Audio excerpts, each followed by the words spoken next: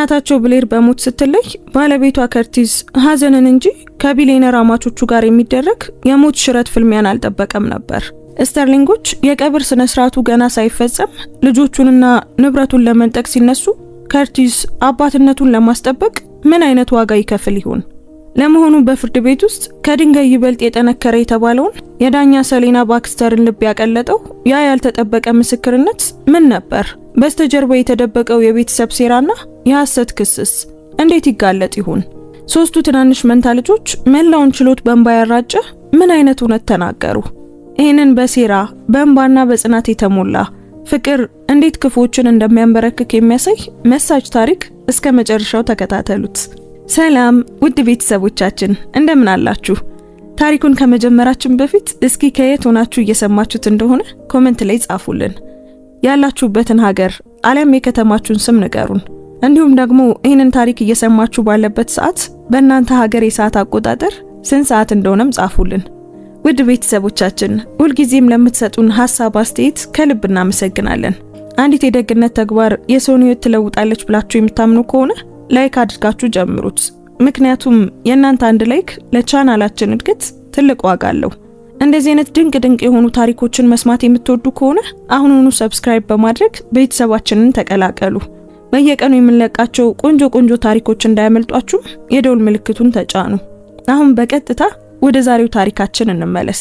የመዶሻው ድምጽ ተሰማ እና መላው የችሎት አዳራሽ ጭጭ አለ። ፓሜላ ስተርሊንግ መጀመሪያ ቆመች። ንጹህ እንደሆነች ሁሉ ነጭ ለብሳ እውነት የሷ እንደሆነች ሁሉ ድምጿን ከፍ አድርጋ ነበር። ክቡር ፍርድ ቤት፣ ልጃችን ሞታለች። እነዚያ ልጆች የኛ ናቸው። ያ ሰው አንድ ደካማ ስህተት ብቻ ነው። ግራንት ስተርሊንግ በቀጥታ ወደ ከርቲን ቫንስ ጠቆመ። እሱ ልጃችንን ያገባት ለገንዘብ ብሎ ነው። አሁን የኛ መኖሪያ ቤት ስማችንንና ግዛታችንን ይፈልጋል። ከርቲስ አልጮህም፣ አልለመነም። እሱ ሶስት መንታ ሴት ልጆቹን አጥብቆ ያዘ፣ ኢቫ፣ አላናና ኤማራ። ምክንያቱም በአየሩ ላይ ያለው አደጋ ሊሰማው ይችል ነበር። ከዚያም ዳኛ ሴሌና ባክስተር ወደፊት ዘንበል አሉ። አይኖቻቸው ስለታም ነበሩ። ልጆች፣ ከናንተ መስማት ፈልጋለሁ። አሁን ማን የሚንከባከባችሁ? ኤቫ መጀመሪያ ቆመች፣ ትንሽ ግን ደፋር። አባቴ እሱ ነው የሚያነቃን። ቁርስ ይሰራልናል፣ ምሳችንንም ያሽጋል። የደከመ ቢመስልም እንኳን መቼም አይረሳም። አላና ቀጥላ ቆመች። ድምጿ በትንሹ ይንቀጠቀጥ ነበር፣ ቢሆንም ግን ቀጠለች። አባዬ በዓለም ላይ ካሉ አባቶች ሁሉ ምርጡ ነው። አንዳንዴ ዘፈኑን ይሳሳታል፣ ግን ቢሆንም ይዘፍናል። ምክንያቱም እኛ ሰላም እንዲሰማን ስለሚፈልግ ነው። ከዚያም ኤማራ ዝም ብላ በቁም ነገር ውሸቱን ማየት እንደምትችል ሁሉ እያንዳንዱን ሰው እየተመለከተች ቆመች። እማዬ በህይወት እያለች እሷ በገንዘብ ትረዳ ነበር፣ ግን አባዬ ቤቱን ሰራ። አባዬ ፍቅር ሰጠን። አባዬ እናንተ የማታጨበጭቡለትን ስራ ሰራ። የችሎቱ አዳራሽ መተንፈስ አቆመ። የፓሜላ ፊት እንኳን ደነዘዘ። የዳኛ ባክስተር አይኖች ልክ ለመታገል እንደሚሞክሩ ሁሉ በጥቂቱ በእንባ ተሞሉ። እና ከአባታችሁ ጋር ስትሆኑ ሰላም ይሰማችኋል? ዳኛዋ ጠየቁ። ሶስቱም ልጆች በአንድ ጊዜ መለሱ። ድምጻቸው ከፍ ያለና ግልጽ ነበር። አዎ። ኤቫ ወደ ከርቲስ ጠጋለች እና ሁሉንም ሰው ክፉኛ ይነካ አንድ ተጨማሪ ነገር ጨመረች። እባካችሁ ወደ ሌላ ቦታ አትውሰዱን። አባታችን ቤታችን ነው። የዳኛ ባክስተር ከንፈሮች ተንቀጠቀጡ። አንድ የእንባ ጠብታ በመጨረሻም ፈሰሰ። ከዚያም ሌላ። ፊቷን በፍጥነት ጠረገች። ሙያዊ ለመሆን ሞከረች። ከዚያም ፓሜላንና ግራንትን እንደጠሏቸው ሁሉ ተመለከተቻቸው እና ዳኛዋ እንደገና ስትናገር ድምጿ ጠንካራ ነበር። ነገር ግን አይኖቿ ረጥበዋል። ምክንያቱም እውነቱን የሰማችው ሊገዙ ከማይችሉ ብቸኛ ሰዎች ነበር። ብሌር ስተርሊንግ ሰዎች ያለ ዓላማ የሚመለከቷት አይነት ሴት ነበረች። እድሜዋ 30 ዓመት ነበር። ጥቁር አሜሪካዊት እና ህይወቷን ሙሉ በገንዘብ መካከል እንዳደገ ሰው ራሷን ትይዝ ነበር። የቤተሰቧ ስም በሮችን ይከፍታል፣ ፈገግቷ ስምምነቶችን ይዘጋል። በአትላንታ ውስጥ ሰዎች ስተርሊንግ የሚለውን ስም እንደ ሚስጥራዊ የይለፍ ቃል ያንሾካሹኩታል። ነገር ግን የብሌር ልብ በቦርድ ክፍሎች ውስጥ አልነበረም። ልቧ የሚኖረው ቤት ውስጥ ነበር እና ቤት ውስጥ ባለቤቷ ከርቲስ ቫንስ የሁሉም ነገር ማዕከል ነበር። ከርቲስ በእርግጥ ሀብታም አልነበረም፣ አንጸባራቂም አልነበረም። እሱ ነገሮችን በዝምታ የሚያስተካክልና ሳያሳዩ በከፍተኛ ድምጽ የሚወድ አይነት ሰው ነበር። እሱ ቀድሞ የሚነቃ ቁርስ የሚሰራ እና አሁንም ከትምህርት ቤት በፊት 3 ትናንሽ ራሶችን ለመጎንጎን ጊዜ የሚያገኝ አይነት ሰው ነበር። እና እነዚያ 3 ራሶች መንታ ሴት ልጆቻቸው ነበሩ። ኤቫ፣ አላናና ኤማራ፣ 3 የ10 ዓመት ሴቶች፣ ፈጣን አንደበት፣ ፈጣን አእምሮና ትልቅ ማንነት ያላቸው። ኤቫ በቀን 100 ጊዜ ለምን ብላ የምትጠይቅ ነበረች። አላና በመጥፎ ጊዜያት ቀልዶችን የምትቀልድና አሁንም የምታመልጥ ነበረች። ኤማራ ሁሉንም ነገር የምትከታተልና አዋቂዎች መቼ እንደሚዋሹ ሁልጊዜም የምታውቅ ነበረች። በዚያ ምሽት መኖሪያ ቤቱ በጣም ጸጥ ብሎ ነበር። መብራቶቹ ብሩህ ነበሩ፣ ነገር ግን አየሩ ከባድ ነበር። ያለ ፈቃድ በሰው ደረት ላይ የሚቀመጥ አይነት ክብደት ነበረው። ከርቲስ በኩሽና ውስጥ መታጠብ የማይፈልጉ ሳህኖችን እያጠበ ቆመ። ብሌር የመመገቢያ ጠረጴዛው ላይ ተቀመጠች። እጆቿ ሚስጥር እንደያዙ ሁሉ እጆቿን እያየች ነበር። እናም ሚስጥር ይዘው ነበር። ከርቲስ በመጨረሻም ዞረ። ብሌር፣ ቀኑን ሙሉ ዝም ብለሻል። ምን ሆነሻል? ብሌር ምራቋን ዋጠች። አይኖቿ አንጸባረቁ። ነገር ግን ድምጿ እንዲረጋጋ ራሷን አስገደደች። ከርቲስ የኔ ውድ፣ አንድ ነገር ልነግርህ ይገባል። ከርቲስ ጠጋለ። ምንድነው ብሌር? እጆቿን ወደሱ ዘረጋች። ጣቶቹን አጥብቃ ጨመቀች። መጀመሪያ ቃል ግባልኝ። ከርቲስ ፊቱን አኮሳተረ። ብሌር፣ እንደዚህ አታድርጊ ባክሽ፣ አታስፈራሪኝ። ቀስ ብላ ራሷን ነቀነቀች። አንድ ነገር ቢፈጠር ልጆቻችንን እንደምትንከባከብ ቃል ግባልኝ። የከርቲስ ጉሮሮ ተዘጋ። ለምን እንደዚህ ትያለሽ? የብሌር ድምጽ ወደ ሹክሹክታ ዝቅ አለ። ምክንያቱም ሉኪሚያ አለብኝ። ቃሉ በክፍል ውስጥ እንደ ነጎድጓድ ተቀመጠ። ከርቲስ አይኖቹ እንደፈጠጡ ቀሩ። አይምሮ ለመቀበል እምቢ እንዳለ ሁሉ። አይ ሊሆን አይችልም፣ በፍጹም አይሆንም። ብሌር ራሷን ነቀነቀች። እንባዋ በመጨረሻም ፈሰሰ። ዶክተሩ 3 ወራት እንዳለኝ ተናግሯል። ከርቲስ እንደተገፋ ሰው ወደ ኋላው ተንገዳገደ። 3 ወራት በማለት ደገመው። ደግሞ ሲለው ትርጉሙ የሚቀየር ይመስል። ብሌር፣ አንቺ በጣም ደህና ነሽ፣ እዚህ አለሽ። ብሌር በሚንቀጠቀጥ ትንፋሽ ብሌር እየተንቀጠቀጠች ተነፈሰች። እኔም ለመሆን ፈልጌ ነበር፣ ግን አንተን መዋሸት አልቻልኩም። የከርቲስ አይኖች ቀሉ። እንዋጋዋለን፣ ወደ ሁሉም ቦታ እንሄዳለን፣ ምርጥ ሆስፒታሎች። ብሌር በለሰለሰ ድምጽ ጣልቃ ገባች። ከርቲስ ስማ፣ እኔ እጅ እየሰጡ አይደለም፣ ግን ለነሱ አንተ ጠንካራ እንድትሆን እፈልጋለሁ። የከርቲስ ድምጽ ተሰባበረ። ያላንቺ እንዴት ያንን እንደማደርግ ፈጽሞ አላውቅም። ብሌር ፊቱን ያዘች። ታውቃለህ፣ ምክንያቱም አንተ ሁሉ ጊዜ ቤት ነበርክ። ከርቲስ፣ አንተ ሁሉ ጊዜ ቤት ነበርክ። እና ልክ እንደዛ ከኮሪደሩ አንድ ትንሽ ድምጽ መጣ። እማዬ፣ ለምን ፊልም ላይ እንዳለ ሰው ታወሪያለሽ? አላና ነበረች። ከዚያም ኤቫ ከኋላዋ ገባች። የሆነ ሰው ችግር ውስጥ ነው እንዴ? ምክንያቱም ቃል ኪዳን የሚለውን ቃል ሰምቻለሁ እና ያ ደግሞ ከባድ ይመስላል። ኤማራ በመጨረሻም ገባች። እጆቿን አጣጥፋ አይኖቿ ጠበው ነበር። አንድ ነገር እየደበቃችሁን ነው። ከርቲስ ፊቱን በፍጥነት ጠረገ። 3 ልጆቹ ሲያለቅስ እንዲያዩት አልፈለገም። ብሌር ሊሰበር የተቃረበ የሚመስል ረጋ ያለ ፈገግታ አሳየች። እጆቿን ዘረጋች። ወደዚህ ኑ ልጆቼ። 3ቱ ልጆች አንዷ ከሌላዋ ኋላ እንደ ትንሽ የፍቅር ማዕበል ሮጡ። ብሌር ራሳቸውን ሳመች። ከርቲስ 4ቱንም አቀፋቸው። አጥብቆ ያዛቸው፣ ይበልጥ አጥብቆ።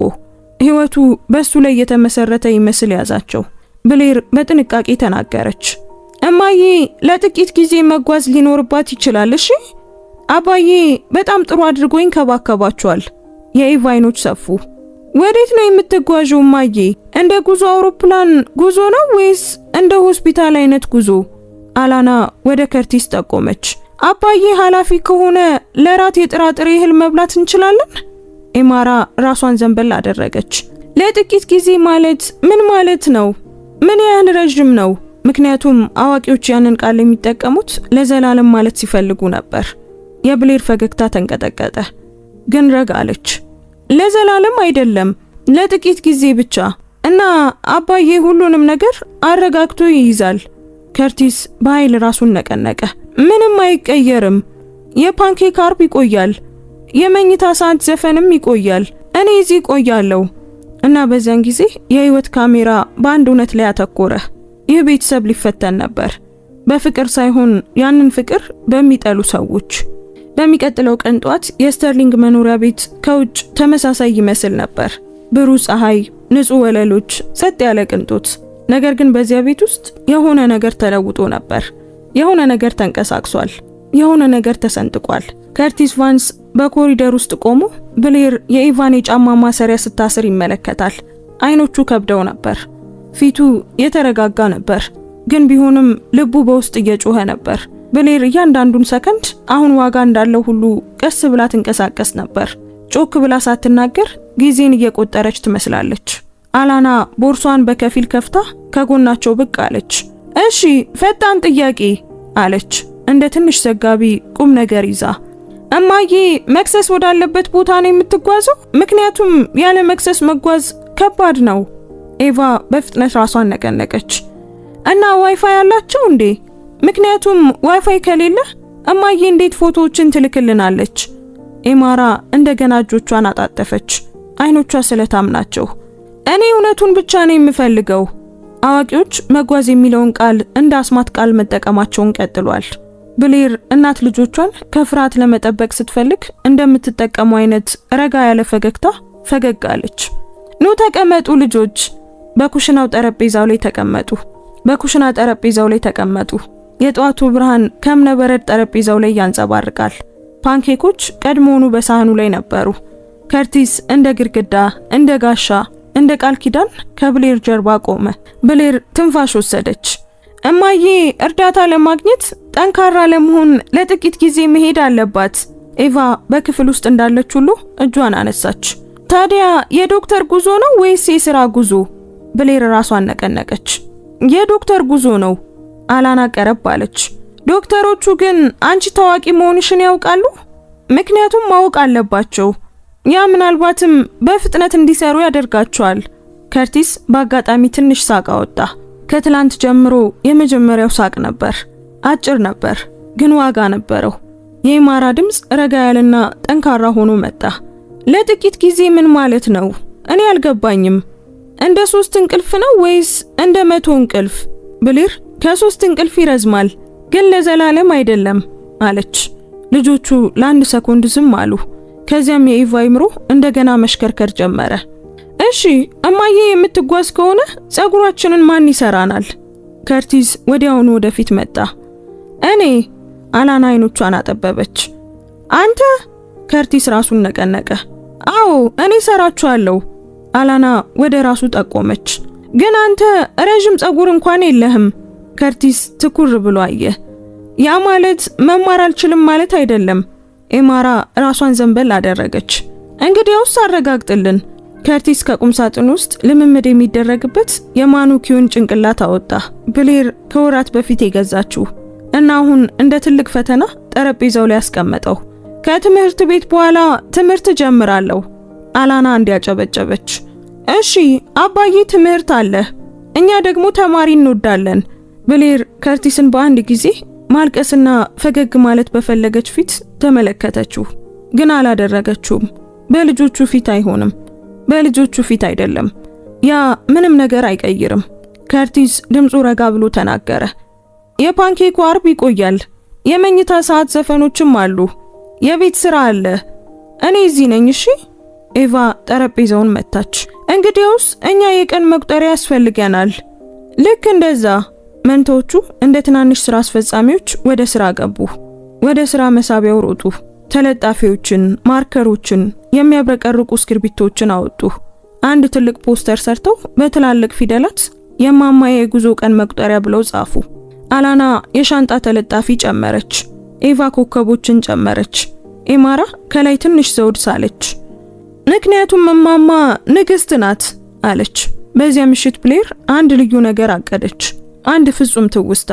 በሳሎን ውስጥ የፊልም ምሽት፣ ደማቅ ብርድ ልብሶች፣ የፖፕኮርን ጎድጓዳ ሳህኖች። ከርቲስ በፊልሙ ጊዜ አስቂኝ ድምጾችን እያወጣ ሴቶቹ አቁም አባዬ ብለው እስኪጮሁ ድረስ ሲያደርጋቸው እና በደንብ ሳቁ። በኃይል ጮክ ብለው ሳቁ። ቆየት ብሎ ሴቶቹ ከተኙ በኋላ ብሌር ብቻዋን ወደ መታጠቢያ ቤት ገባች። በሩን ቆለፈች። በመታጠቢያው ላይ ተደገፈች እና በመጨረሻም በመጨረሻ ፊቷ እንዲወድቅ ፈቀደች። ስልኳን ከፍታ የድምጽ መልእክቶችን አንድ በአንድ ቀረጸች። ረጅም አይደለም፣ በቂ ብቻ። ሰላም ኤቫ፣ ሰላም አላና፣ ሰላም ኤማራ። ድምጿ ረጋ ያለ ነበር። ቃላቶቿ ፍቅር ነበሩ። እና በዚያ መኖሪያ ቤት ጸጥታ ውስጥ ሰዓቱ መጓዙን ቀጠለ። የጉዞ የቀን መቁጠሪያ በማቀዝቀዣው ላይ ከተለጠፈ ከ2 ቀናት በኋላ ብሌር መጋረጆቹ ተከፍተውና የፀሐይ ብርሃኑ በርቶ በቤቷ ቢሮ ውስጥ ብቻዋን ተቀመጠች። ቤቱ ያው የተለመደውን ድምጽ ያሰማ ነበር። የልጆች ሳቅ ከሩቅ፣ የካርቶን ድምጽ በጣም ከፍ ብሎ። ከርቲስ በኩሽና ውስጥ እንደ ባለ ስራ ሰው ይንቀሳቀሳል። ነገር ግን የብሌር አይምሮ አሁን ባለው ጊዜ ውስጥ አልነበረም። አይምሮዋ ወደ ኋላ ተመለሰ። ህይወት በወረቀት ላይ ፍጹም መስሎ ወደ ነበረበትና በእውነተኛ ህይወት እንደ እስር ቤት ወደ ተሰማት ጊዜ። ምክንያቱም ከከርቲስ በፊት፣ ከረጅም ጊዜ በፊት፣ ከመንታዎቹ በፊት፣ ፍቅር ቀኖቿን ከማለስለሱ በፊት ብሌር ስተርሊንግ የወላጆቿ ኢንቨስትመንት ነበረች። እና ወላጆቿ አይቀልዱም። እናቷ ፓሜላ ስተርሊንግ ሁልጊዜ የተስተካከለች የምትመስል፣ ሁልጊዜ ያልተረበሸች የምትመስል እና ሁልጊዜ አስተያየት ሳይሆን ትዕዛዝ እንደምትሰጥ የምታወራ አይነት ሴት ነበረች። ፓሜላ ብዙ ጊዜ አትጮህም፣ መጮህ አያስፈልጋትም። ዝምታዋ ራሱ በቂ ያስፈራ ነበር። አባቷ ግራንት ስተርሊንግ እንግዳዎችን የሚያታልል ፈገግታና ሰራተኞችን የሚያስፈራ ቁጣ ያለው ቢሊየነር ነበር። ግራንት መጠየቅ አይወድም፣ አለመታዘዝን አይወድም። እሱ ቁጥጥርን ይወዳል። ቁጥጥር። ያ የስተርሊንግ ቤት ነበር። ቆንጆ ግድግዳዎች፣ ቀዝቃዛ አየር እና በይፋ ፈገግ የሚሉ ነገር ግን በግል መቼም ሙቀት የማይሰማቸው ቤተሰቦች። ያኔ ብሌር የ22 ዓመት ልጅ ነበረች። እንደ ስራው አካል በበጎ አድራጎት ዝግጅቶች፣ በቆንጆ የቁርስ ግብዣዎችና በንግድ ራቶች ላይ ትሳተፍ ነበር። ምክንያቱም ግራንት የሚፈልገው ያ ስለነበር። የዲዛይነር ልብሶችን ትለብሳለች እና እንደ ወደፊት ስራ አስፈጻሚ ራሷን ትይዝ ነበር። አንድ ቀን ከሰዓት በኋላ ብሌር በአባቷ ጥቁር ኤስዩቪ መኪና የኋላ ወንበር ላይ ተቀምጣ በመስኮት ወደ ውጪ እያየች ሳለ የፓሜላ ድምጽ ጸጥታውን ሰበረው። አቀማመጥ አለች ፓሜላ በቁጣ። አቀማመጥሽን አስተካኪ፣ ቀጥ ብለሽ ተቀመጪ። ብሌር ቀጥ አለች። ግራንት ስልኩን አየ። ዛሬ ማታ ሎጋን ቻምበርስን ታገኘዋለሽ። ግራንት በመጨረሻም ቀና ብሎ አየ። እባክሽ አታሳፍሪኝ። ሎጋን ቻምበርስ የቻምበርስ ሆልዲንግ ልጅ ነው። የቆየ ሀብት፣ ንጹህ ምስል፣ ፍጹም ተዛማች። የብሌር ደረት ጠበቀ። አባዬ እኔ አልችልም። ፓሜላ ወዲያውኑ ጣልቃ ገባች። አልችልም ማለት የለም፣ አንቺ ስተርሊንግ ነሽ። ስሜትሽ ከቤተሰቡ በኋላ ነው የሚመጣው። ብሌር ምራቋን ዋጠች። ስለዚህ እኔ የንግድ ስምምነት ብቻ ነኝ ማለት ነው? የግራንት አፍ ደግነት ወደ ሌለው ፈገግታ ተጣመመ። አንቺ ቅርስ ነሽ። በዚያ ምሽት በስተርሊንግ መኖሪያ ቤት ብሌር ወደ መመገቢያ ክፍሉ ገባች እና ሎጋን ቻምበርስን በፍጹም ጥርሶቹና በተለማመደ ስርዓቱ ሲጠብቃት አየችው። መጽሔቶቹ በሚያደንቁት መንገድ ቆንጆ ነበር፣ ነገር ግን ሲናገር ቃላቶቹ ሁሉ እንደ ውል ነበሩ። በጣም ስነ ስርዓት ያለሽ እንደሆንሽ ሰምቻለሁ አለ ሎጋን ፈገግ እያለ። ያ ደግሞ ብርቅ ነው። ብሌር በጨዋነት ራሷን ነቀነቀች። አንተም በጣም ስልታዊ እንደሆንክ ሰምቻለሁ። ሎጋን አመስግናው እንደሆነ ሁሉ ሳቀ። ጠንካራ ጥንዶች እንሆናለን። ብሌር እሱን አልፋ እንደ ዳኛ የሚመለከቷትን ወላጆቿን አየች። ፓሜላ ጥሩ ሁኚ በሚል አይነት ትንሽ ራሷን ነቀነቀችላት። የግራንት አይኖች ይህንን እንዳታበላሹ በሚል አስጠነቀቋት እና በዚያን ጊዜ ብሌር ተሰማት። ፍርሃት፣ ቁጣም አይደለም፣ የታፈነች መሰላት። ቆየት ብሎ ክፍሏ ውስጥ ብሌር አልጓ ላይ ተቀምጣ ሳለ ሁለት የቅርብ ጓደኞቿ ዞዩ ክንድሪክና ሚላ ፓርተር የሆነ ነገር እንደተበላሸ ስላወቁ በአንድ ጊዜ በቪዲዮ ደወሉላት። ደፋርና ድምጿ ከፍ ያለችው ዞይ ሴትዮ ለምን መዝገበ ቃላት ይዋጥሽ ትመስያለሽ አለች። ግን አስተዋይ የሆነችው ሚላ ሌላ የወደፊት ባል እራት ነበረ ብላ ጠየቀች። ብሌር ተነፈሰች። እኔም አልወደውን ሰው እንዳገባ ይፈልጋሉ። ዞይ አይኖቿን በኃይል አሽከረከረች። አንቺ እኮ ትልቅ ሴት ነሽ ብሪ፣ ሽልማት አይደለሽም። ሚላ ወደ ስክሪኑ ተጠጋች። ብሪ አንቺ ምንድነው የምትፈልጊው? ብሌር አመነታች። ከዚያም አደገኛ እንደሆነ ሁሉ እውነቱን በሹክሹክታ ተናገረች። እኔ ተራ ነገር ነው የምፈልገው፣ የሚያስቀኝ ሰው፣ እኔን የሚያየኝ ሰው። ዞይ ጣቶቿን አጣቀሰች። እንግዲያውስ ህይወትሽን እንዲጽፉልሽ መፍቀድሽን አቁሚ። ብሌር ጣራውን ትኩር ብላየች። ምክንያቱም እሷ ነፃነት ትፈልግ ነበር። ነገር ግን በስተርሊንግ ቤት ነፃነት አይሰጥም። ይልቁኑ ነፃነት ይወሰዳል። ከሎጋን ቻምበርስ ጋር ካደረገችው እራት ከአንድ ሳምንት በኋላ ብሌር ከዚህ በፊት አድርገው የማታውቀውን አንድ ነገር አደረገች። ብቻዋን ወጣች። አጃቢ ሹፌር የለም። እንግዶችን የሚያስፈራ ጥበቃም የለም። በየ5 ደቂቃው ያለችበትን ቦታ ለማረጋገጥ የምትደውል እናት የለችም። ብሌር ብቻ የቤዝቦል ኮፍያዋን ዝቅ አድርጋ ቀላል ስኒከር ጫማና አንድ ጸጥ ያለ ተልዕኮ ይዛ ነበር። ግሮሰሪ ትንሽ ይመስላል፣ የተለመደ ይመስላል፣ ግን ለብሌር ስተርሊንግ ተራ ነገር እንደማመጽ ነበር። በባኬድ ያለው ሱፐርማርኬት ብሩህና የተጨናነቀ ነበር። ጋሪዎች ይንከባለላሉ፣ ህፃናት ያለቅሳሉ። ሙዚቃ በስፒከሮች ላይ በዝግታ ይጫወታል እና ያንን ብሌር ወደደችው። ጫጫታውን ወደደችው። አለመታየቷን ወደደችው። ጋሪዋን በመተላለፊያ 6 ላይ እየተራመደች የጥርጣሬ እህል ሳጥን ለመውሰድ ስትዘረጋ ስልኳ በኪሷ ውስጥ ይርገበገብ ጀመር። ከፓሜላ የተላከ መልእክት ነበር። የት ነሽ? ብሌር ተንፍሳ ችላ አለችው። ከዚያም ጥጉን ታጠፈች እና ህይወት ማድረግ የምትወደውን ስታደርግ ያኔ ነው። ተጋጨች። አንድ ሰው በስልክ እያወራ ወደ ኋላ ተንቀሳቀሰ። እያየ አልነበረም። በነበረው ማንኛውም ውይይት ላይ አተኩሮ ነበር። ብሌርም አላየችውም።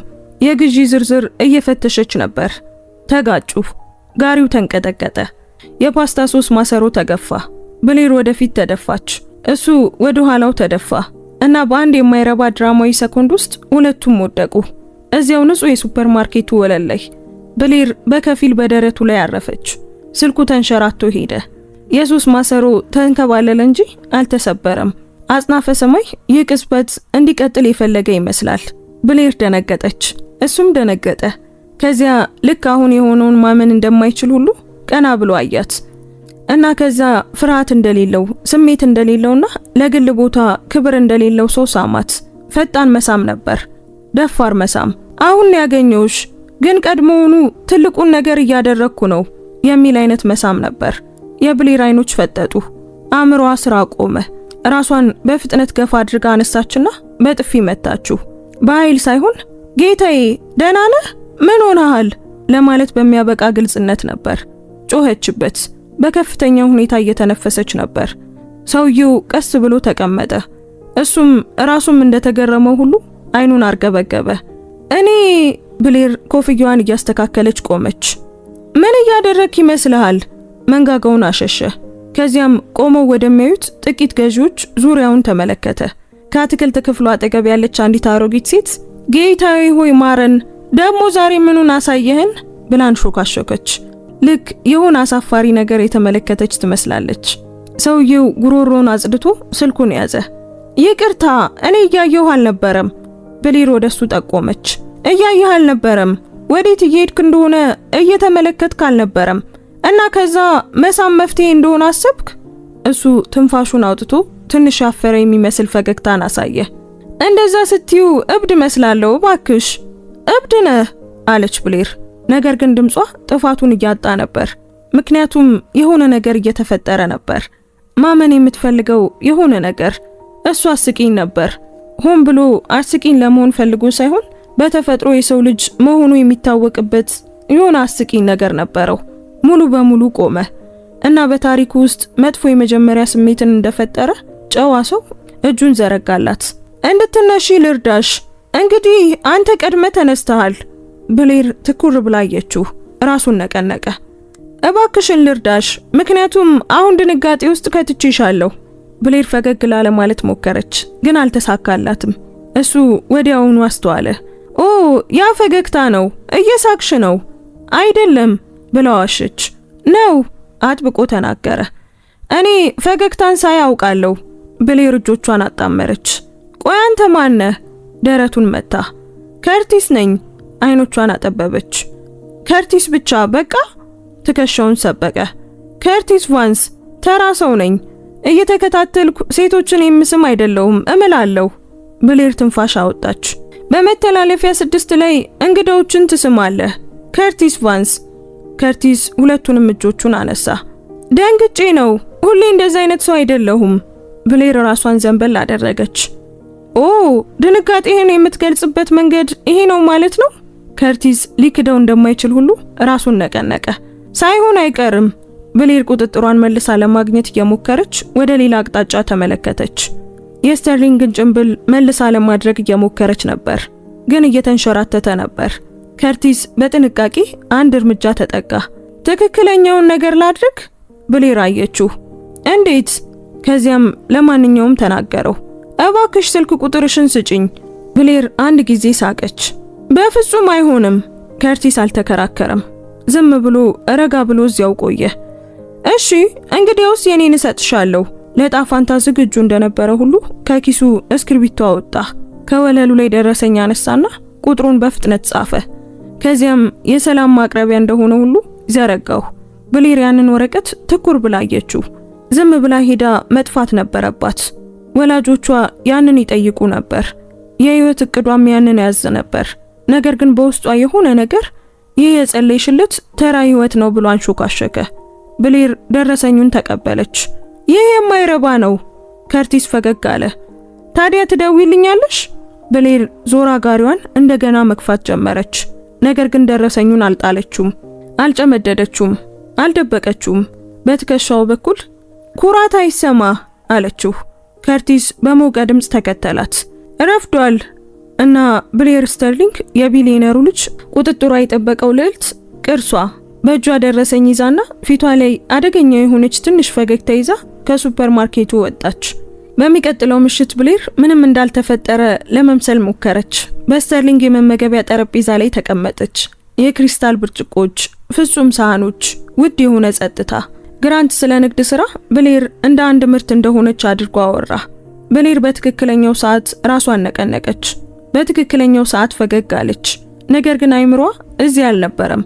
አይምሯ በመተላለፊያ 6 ላይ ነበር። በዚያ ደረሰኝ ላይ ነበር። በዚያ ስም ላይ ከርቲስ። ብሌር በመጨረሻም ወደ ላይ ስትወጣ የመኝታ ክፍሏን በር ብሌር በመጨረሻም ወደ ላይ ወጣ የመኝታ ክፍሏን በር ዘጋች። በሱ ላይ ተደገፈች እና ደረሰኙን ከኪሷ እንደ ህገ ወጥ ዕቃ አወጣችው። ቁጥሩን ትኩር ብላ አየችው። ከዚያም ለራሷ በሹክሹክታ ይህ የማይረባ ነገር ነው አለች እና አሁንም ጣቶቿ ከርቲስ ለምን በሱፐርማርኬት ውስጥ እንግዳ ሰዎችን ትስማለህ ብለው ጻፉ። ምላሹ ወዲያውኑ መጣ። ብሌር ለምን እንደ ታዋቂ ዳኛ እንግዶችን በጥፊ ትመቻለሽ ብሎ መጣ። የብሌር ከንፈሮች ተንቀጠቀጡ። ያ ጥፊ አልነበረም፣ ማስጠንቀቂያ ነበር። የራሱ ማንነት ያለው ጥፊ ነበር። ብሌር ራሷን ነቀነቀች እና በቤቱ ውስጥ ሳቅ ህገወጥ እንደሆነ ሁሉ ድምጿን ለማፈን እየሞከረች ትራሷ ውስጥ በዝግታ ሳቀች። እናም እንደዛ ተጀመረ። በቀጠሮ አይደለም፣ በፈቃድም አይደለም። ብሌር ራሷን እንደሆነች እንዲሰማት በሚያደርጉ በትናንሽ መልእክቶች ተጀመረ። ከ2 ቀናት በኋላ ብሌር በመስኮቷ ላይ ቀስ ያለ ድምጽ ስትሰማ በክፍሏ ውስጥ ነበረች። ደነገጠች። ከዚያም ድምጹ እንደገና መጣ። ብሌር መጋረጃውን ወደ ኋላ ሳበችው። ውጪ በሳር ሜዳው ላይ ከርቲስ የአትክልት ስፍራው መንገድ አጠገብ እዚያው እንደሚገኝ ሰው ቀና ብሎ እያየ ቆሞ ነበር። አንድ ጊዜ እጁን አወዛወዘ። ከዚያም የሆነ ነገር ወደ አየሩ ላይ ወረወረ። የወረቀት አውሮፕላን ወደ ላይ ተንሸራተተ። መስታወቱን በቀስታ መታው እና በመስኮቷ ጠርዝ ላይ ተቀመጠ። ሌሊቱ ራሱ ድርጊቱን ሊያጋልጥ እንደሚችል ሁሉ ብሌር መስኮቱን ከፍታ በፍጥነት ያዘችው፣ ገለጠችው። ውስጥ በዝብርቅርቅ እጅ ጽሑፍ የተጻፈ አጭር ማስታወሻ ነበር። እንዴት የለሰለሰ ሰው መሆን እንደምችል አላውቅም፣ ግን እንዴት እውነተኛ መሆን እንደምችል አውቃለሁ። ደፋር ከሆንሽ ውጪና አግኘኝ። ብሌር ቃላቶቹን ትኩር ብላየች። ከዚያም እንደገና ወደ ታች ተመለከተች። ከርቲስ አሁንም እዚያው እየጠበቀ ነበር። የዓለም ጊዜ ሁሉ የሱ እንደሆነ ሁሉ እጆቹን ኪሱ ውስጥ ከቶ ነበር። ብሌር በሹክሹክታ እብድ ነህ አለች መስኮቱን እየዘጋች። ከዚያም መብራቱን አጠፋች እና እንደ ጥላ ተንሸራታ ወጣች። ከ5 ደቂቃ በኋላ ሁዲና ስኒከር ለብሳ ውጪ ነበረች። ልቧ ወንጀል ልትፈጽም እንደሆነ ሁሉ በኃይል ይመታ ነበር።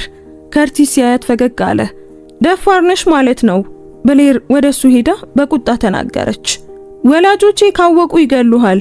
ከርቲስ ቀስ ብሎ ራሱን ነቀነቀ። እንግዲያውስ በህይወት ብንቆይ ይሻለናል። መኪና አላመጣም፣ ይልቁኑ ብስክሌት አመጣ። አንድ ብስክሌት፣ አሮጌና ቀላል፣ ጸጥተኛ። ብሌር እንደ ስድብ ቆጥራ ትኩር ብላ አየችው። በቃ ይህ ነው ትልቁ እቅድህ? ከርቲስ መቀመጫውን መታው። እመኝኝ። ብሌር አፌዘች። እኔ እንግዳዎችን የሚስሙ ወንዶችን አላምንም። ከርቲስ ጠጋልና ድምጹን ዝቅ አደረገ። መጀመሪያ ሜሴጅ ላክሽው አንቺ ነሽ። ብሌር ለመከራከር አፏን ከፈተች። ከዚያም እሱ ትክክል መሆኑን ተረዳች። ለማንኛውም ከኋላው ተሳፈረች። እጆቿ ወገቡ ላይ ባልተመጣጠነ ሁኔታ ተቀምጠው ደስ እንዳላት ላለማሳየት እየሞከረች ነበር። ከርቲስ ከቤቱ ርቆ፣ ከካሜራዎች ርቆ፣ ከጫናው ርቆ ወደ ጸጥተኛው መንገድ ብስክሌቱን ነዳ እና ከረጅም ጊዜ በኋላ ለመጀመሪያ ጊዜ ብሌር ሲቀላት ተሰማት። ከርቲስ ወደ ኋላ ተመለከተ። ፈገግ እያልሽ ነው አይደል? ብሌር ወዲያውኑ ዋሸች። አይደለም። ከርቲስ ሳቀ። ዝምታሽ በጣም ጮክ ያለ ነው። መብራቶቹ ብሩህ ወደ ሆኑበትና አየሩ በጋ የሚሸትበት ትንሽ ፓርክ ውስጥ ሄዱ። ከርቲስ ብስክሌቱን አቆመና የነሱ ፓርክ እንደሆነ ሁሉ ሁል ጊዜም እንደሚያውቃት አንድ አግዳሚ ወንበር ላይ ተቀመጠ። ብሌር አጠገቡ ተቀመጠች። ዙሪያዋን እያየች ነበር። ለምን እዚህ? ከርቲስ ትከሻውን ሰበቀ። ምክንያቱም እዚህ ማን እንደሆንሽ ማንም ግድ አይሰጠውም። ዝም ብለሽ ብሌርን መሆን ትችያለሽ። የብሌር ጉሮሮ ተዘጋ። ማንም እንደዚህ ብሏት አያውቅም። ከዚያም ከርቲስ ተመለከታትና በቀላሉና በድፍረት እወድሻለሁ አላት። ብሌር ትኩር ብላ አየችው። ገና እኮ አታውቀኝም። ከርቲስ ራሱን ነቀነቀ። እንግዲያውስ ልወቅሽ። የብሌር ልብ በፍጥነት ሲመታ ተሰማት። መሮጥ ፈለገች፣ መቆየትም ፈለገች። ሁለቱንም ባንዴ ፈለገች። ከርቲስ እጇን ለመልቀቅ ጊዜ እየሰጣት እጁን ቀስ ብሎ አነሳ። ከዚያም ያለ ቃላት ፈቃድ እየጠየቀ እንደሆነ ሁሉ የጣቱ አጥንቶች በጉንጯ ላይ አሻሸ። ብሌር አልተንቀሳቀሰችም። ስለዚህ ከርቲስ እንደገና ሳማት። በዚህ ጊዜ ግን ድንገተኛ አልነበረም። የዋህ ነበር፣ እርግጠኛ ነበር። ብሌር መጀመሪያ ወደ ኋላ ተሳበች። አይኖቿ ፈጠጡ። በራሷ ተገርማ ድምጿ እየተንቀጠቀጠ ይህ መጥፎ ሐሳብ ነው አለች። የከርቲስ ፊት እንደተረጋጋ ቆየ። ምናልባት ግን እውነተኛ ሐሳብ ይመስላል። ብሌር ወደ ታች ተመለከተች። ከዚያም ጮክ ብላ ተናግራ የማታውቀውን ክፍል ተናገረች። ወላጆቼ ቀድሞውኑ ለኔ ሰው መርጠዋል። የከርቲስ መንጋጋ ጠበቀ። አንቺ ምን ትፈልጊያለሽ? ብሌር ምራቋን ዋጠች። ድምጿ በትንሹ ወጣ። እኔ ይሄንን ነው የምፈልገው። እናም ብሌር በሚቀጥለው ቀን ቁርስ ላይ በኮሪደር ውስጥ በስብሰባዎች ወቅት ያለምንም ምክንያት መሳቅ ጀመረች እና ሁሉም ሰው ያናስተዋለ።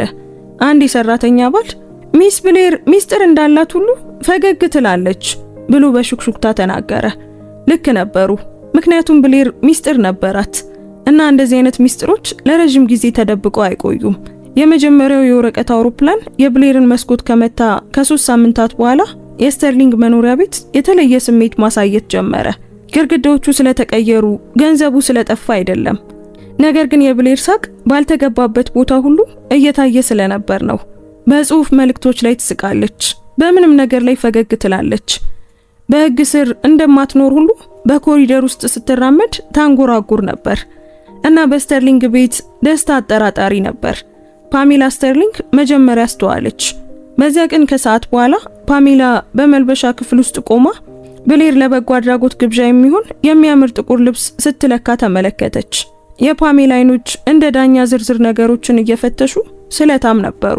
ክብደት ጨምረሻል አለች ፓሜላ በቀዝቃዛ ድምጽ። ብሌር አይ አልጨመርኩም አለች። ፓሜላ የብሌርን የአንገት ሐብል በጣም በጠበቀ ሁኔታ አስተካከለች። ታዲያ ለምንድነው የሞኝ ነገር እንዳደረግሽ ሁሉ የምታበሪው? ብሌር ወደ ኋላ ተመለሰች። የራሷን የአንገት ሐብል አስተካከለች። ምናልባት ደስተኛ ስለሆንኩ ይሆናል። የፓሜላ ፊት ጠነከረ። ደስተኛ መሆን እቅድ አይደለም ብሌር። ከዚያም ግራንት ስተርሊንግ ስልክ በእጁ ይዞ ፈገግታው ቀድሞውኑ ተዘጋጅቶ ገባ። ያ ያለ ጩኸት ታዛዥነትን ሲፈልግ የሚጠቀመው ፈገግታ። ብሌር አለ ግራንት በለሰለሰ ድምጽ፣ ሎጋን ቻምበርስ ስላንቺ እንደገና ጠይቋል። የብሌር ሆድ ተገለባበጠ። አባዬ ነግሬሃለሁ። ግራንት እጆቹን አነሳ። አንቺ አትነግሪኝም፣ እኔ ነኝ የምነግርሽ። ሎጋን የወደፊት ህይወትሽ ነው። ብሌር ቀጥታ ተመለከተችው። ምናልባት እሱ የኔ የወደፊት ህይወት አይደለም። ክፍሉ ጸጥ አለ። የፓሜላ ቅንድቦች ቀስ ብለው ተነሱ። የግራንት ፈገግታ ግን በቦታው ቆየ። አይኖቹ ግን ተቀይረዋል። ምናልሽ ብሎ በቀስታ ጠየቀ። የብሌር ድምጽ እንደተረጋጋ ቆየ፣ ግን ጠንካራ ነበር። ሎጋንን አላገባም አባዬ። ፓሜላ አንድ ጊዜ ሳቀች፣ ግን የደስታ ሳቅ አልነበረም። ብሌር ይሄንን አቁሚ፣ እንደ ሕፃን ልጅ እየሆንሽ ነው። ብሌር እጆቿን አጣበቀች። ሕፃንነት ማለት የአንድን ትልቅ ሴት ሕይወት መቆጣጠር ነው። ግራንት ጠጋ አለ። ድምፁ አሁንም ዝቅተኛ ነው። እንግዲያውስ ንገሪኝ፣ ይህን ድፍረት ከየት አገኘሽ? ይሄ ሁሉ ከየት የመጣ ነው? ብሌር አልመለሰችም። ነገር ግን ዝምቷ ሁሉንም ነገር የመለሰ ይመስላል። በዚያው ምሽት ግራንት ሬይመንድ ሚለርን የስተርሊንግ ቤተሰብ የጥበቃ ኃላፊን ጠራ። ቀጥ ያለ አቋም ያለውና ፊቱ መቼም የማይስቅ እድሜው የገፋ ጥቁር ሰው። ሬይመንድ ስተርሊንጎችን ለዓመታት ጠብቋል። እሱ ታማኝ ነበር፣ ጥሩ ይከፈለዋል እና ሁሉንም ነገር እንዲያስተውል ሰልጥኗል። ግራንት አንዲት አረፍተ ነገር ተናገረ። ልጄ ለምን ፈገግ እንደምትል እንድታውቅ ፈልጋለሁ። ሬይመንድ ራሱን ነቀነቀ። እሺ ጌታዬ። ከሁለት ቀናት በኋላ የመኖሪያ ቤቱ ሰራተኞች በተለየ ሁኔታ መንቀሳቀስ ጀመሩ። የቤት ሰራተኛዋ ብሌር በማትጠቀምባቸው ኮሪደሮች ውስጥ በድንገት ትታያለች። ሹፌሩ ብሌር ያልጠየቀችውን ጉዞ በድንገት ያቀርብ ነበር። አትክልተኛው እንኳን እያዳመጠ እንደሆነ ሁሉ ከኋላው በር አጠገብ ይቆይ ነበር። ብሌር ሁሉንም ነገር አስተዋለች። ከርቲስም አስተዋለ። በፓርክ ውስጥ በነበረ ጸጥ ያለ ምሽት ብሌር ለከርቲስ እየተከታተሉኝ ነው አለችው። የከርቲስ ፊት ጠነከረ። እነማን ናቸው? ወላጆቼ አለች ብሌር በዝቅተኛ ድምጽ። አንተ መኖርህን አያውቁም፣ ግን ሊያውቁ ተቃርበዋል። ከርቲስ ትኩር ብሎ አያት። እንግዲያውስ ብልህ መሆን አለብን ማለት ነው። ብሌር ጣቶቹን ጨመቀች። አውቃለሁ። ነገር ግን ስተርሊንጎች ቀድሞውኑ 3 እርምጃ ወደፊት ሄደው ነበር። ምክንያቱም ሬይመንድ ብሌርንና ከርቲስን በአደባባይ አብሮ መያዝ አላስፈልገውም ነበር። አንድ ትንሽ ፍንጭ ብቻ ነበር የሚያስፈልገው። አንድ ምሽት ብሌር ከወላጆቿ ጋር ሳሎን ውስጥ ሳለች ስልኳ ጠራ። ለአንድ ሰከንድ፣ ለአንድ ግድ የለሽ ሰከንድ ሶፋው ላይ ትታው ነበር። ፓሜላ ምንም እንደማታደርግ ሁሉ በቸልተኝነት አነሳችው። ከዚያም ስክሪኑ ላይ ስሙን አየች። ከርቲስ። ፓሜላ ፈገግ አላለችም፣ አልደነገጠችም፣ አልጮኸችም። ዝም ብላ ተመለከተችውና አየሩ ቀዘቀዘ። የብሌር ደም ፈላ። እማዬ ስልኬን ስጪኝ። ፓሜላ ማስረጃ እንደያዘች ሁሉ ከፍ አድርጋ ያዘችው። ከርቲስ ማን ነው? ብሌር ደርቃ ቀረች። የግራንት ድምጽ ዝቅተኛና አደገኛ ሆኖ መጣ። ብሌር አፏን ከፈተች፣ ግን ምንም ነገር መናገር አልቻለችም። ፓሜላ ሕይወቷን ሙሉ ውሎችን ስትፈልግ እንደኖረች ሴት መልእክቱን በፍጥነት እያየች ስክሪኑን ተጫነች። መልእክቶቹን አየች፣ ሳቅ አየች፣ ፍቅርን አየች፣ ነፃነትን በዚያ አየች እና የፓሜላ ከንፈሮች በመጸየፍ ተጣመሙ። ይህ አለች ፓሜላ በቀስታ ማን እንደሆንሽ ለምን እንደረሳሽ የሚታወቅበት ምክንያት ነው። ግራንት ወደ ብሌር እየተጠጋ መጣ። አሁኑኑ ንገሪኝ፣ ይህ ሰው ከሰራተኞቹ አንዱ ነው? የብሌር አይኖች በሩ። አይደለም። የግራንት መንጋጋ ይበልጥ ጠበቀ። እሺ ሀብታም ነው? ብሌር ምራቋን ዋጠች። አይደለም። ፓሜላ የበሰበሰ ነገር የሸተታት ይመስል በኃይል ተነፈሰች። በእርግጥ አይደለም። ግራንት ከብሌር ላይ አይኑን እንኳን ሳይነቅል ወደ ሬይመንድ ዞረ። ስለዚህ ከርቲስ ያለውን ነገር ሁሉ አምጣልኝ። ሬይመንድ አንድ ጊዜ ራሱን ነቀነቀ። እሺ ጌታዬ። የብሌር ድምጽ ተንቀጠቀጠ፣ ግን ቢሆንም በጽናት ቆመች። ይህንን ማድረግ አትችሉም። ፓሜላ በመጨረሻም ፈገግ አለች፣ ግን ፈገግቷ የሙቀት ፈገግታ አልነበረም፣ ጨካኝ ነበር። ኦ ብሌር አለች በቀስታ ተመልከቺ። እናም ልክ እንደዛ ብሌር ልትጠብቀው የሞከረችው ፍቅር የጥቃት ኢላማ ሆነ። ስህተት ስለነበረ ሳይሆን እሷ ራሷ ስለመረጠችው ወላጆቿ ሊታገሱት ስላልቻሉት ነው። በሚቀጥለው ጧት ብሌር በጣም ጸጥ ያለ ስሜት ወዳለው ቤት ነቃች። ባለው ቤት ነቃች። ከሰራተኞች ምንም አይነት የደህና አደርሽ ምልክት የለም። በኮሪደር ውስጥ ምንም አይነት እንቅስቃሴ የለም። አየሩ እንኳን ቁጥጥር የሚደረግበት ይመስል ነበር። መኖሪያ ቤቱ ራሱ ትንፋሹን የያዘ ይመስል ነበር። በታችኛው ፎቅ ፓሜላ ቁርስ በጠረጴዛ ላይ ሻይዋን ይዛ ተቀምጣለች። በገዛ ልጇ ላይ ጦርነት እንዳልከፈተች ሁሉ ረጋ ብላለች። ግራንት በመስኮቱ አቅራቢያ ቆሞ ስልኩን ጆሮ ላይ ደግፎ በዝግተኛና አጫጭር አረፍተ ነገሮች እያወራ ነበር። ብሌር ገብታ ሕይወቴን አታበላሹትም አለች። ፓሜላ ቀና ብላ አላየችም። አንቺ ቀድመሽ ራስሽ ልታበላሹ ሞክረሻል። የብሌር ድምጽ ተባባሰ። አንድን ሰው ስለወደድኩ ነው ሕይወቴ የሚበላሸው? ግራንት ጥሪውን ጨርሶ ቀስ ብሎ ዞረ። ከአንቺ በታች የሆነን ሰው ስለመረጥሽ። ብሌር አንድ እርምጃ ወደፊት ሄደች። ከርቲስ ከኔ በታች አይደለም። ፓሜላ በመጨረሻም ቀና ብላ አየች። አይኖቿ ቀዝቃዛ ናቸው። ብሌር አባትሽ ግዛትን ገነባ። አንቺ ራስሽን ለማንም በማይቆጠር ሰው እቅፍ ውስጥ እንድትጥይ ብለን ሁሉንም ነገር አልሰዋንም። የብሌር እጆች ተንቀጠቀጡ። ነገር ግን ድምጿን አረጋግታ ቀጠለች። እሱ ለማንም የማይቆጠር ሰው አይደለም፣ እሱ ሰው ነው። የግራንት ፈገግታ ቀጭን ነበር። እንደሱ ያሉ ሰዎች ምን እያደረጉ እንደሆነ ያውቃሉ። የአያት ስምሽን ያያሉ፣ እናም የዶላር ምልክቶችን ያያሉ። ብሌር በቁጣ ተናገረች። ጭራሽ እኮ አታውቁትም። ፓሜላ ወደ ኋላ ተደገፈች። እናውቀዋለን።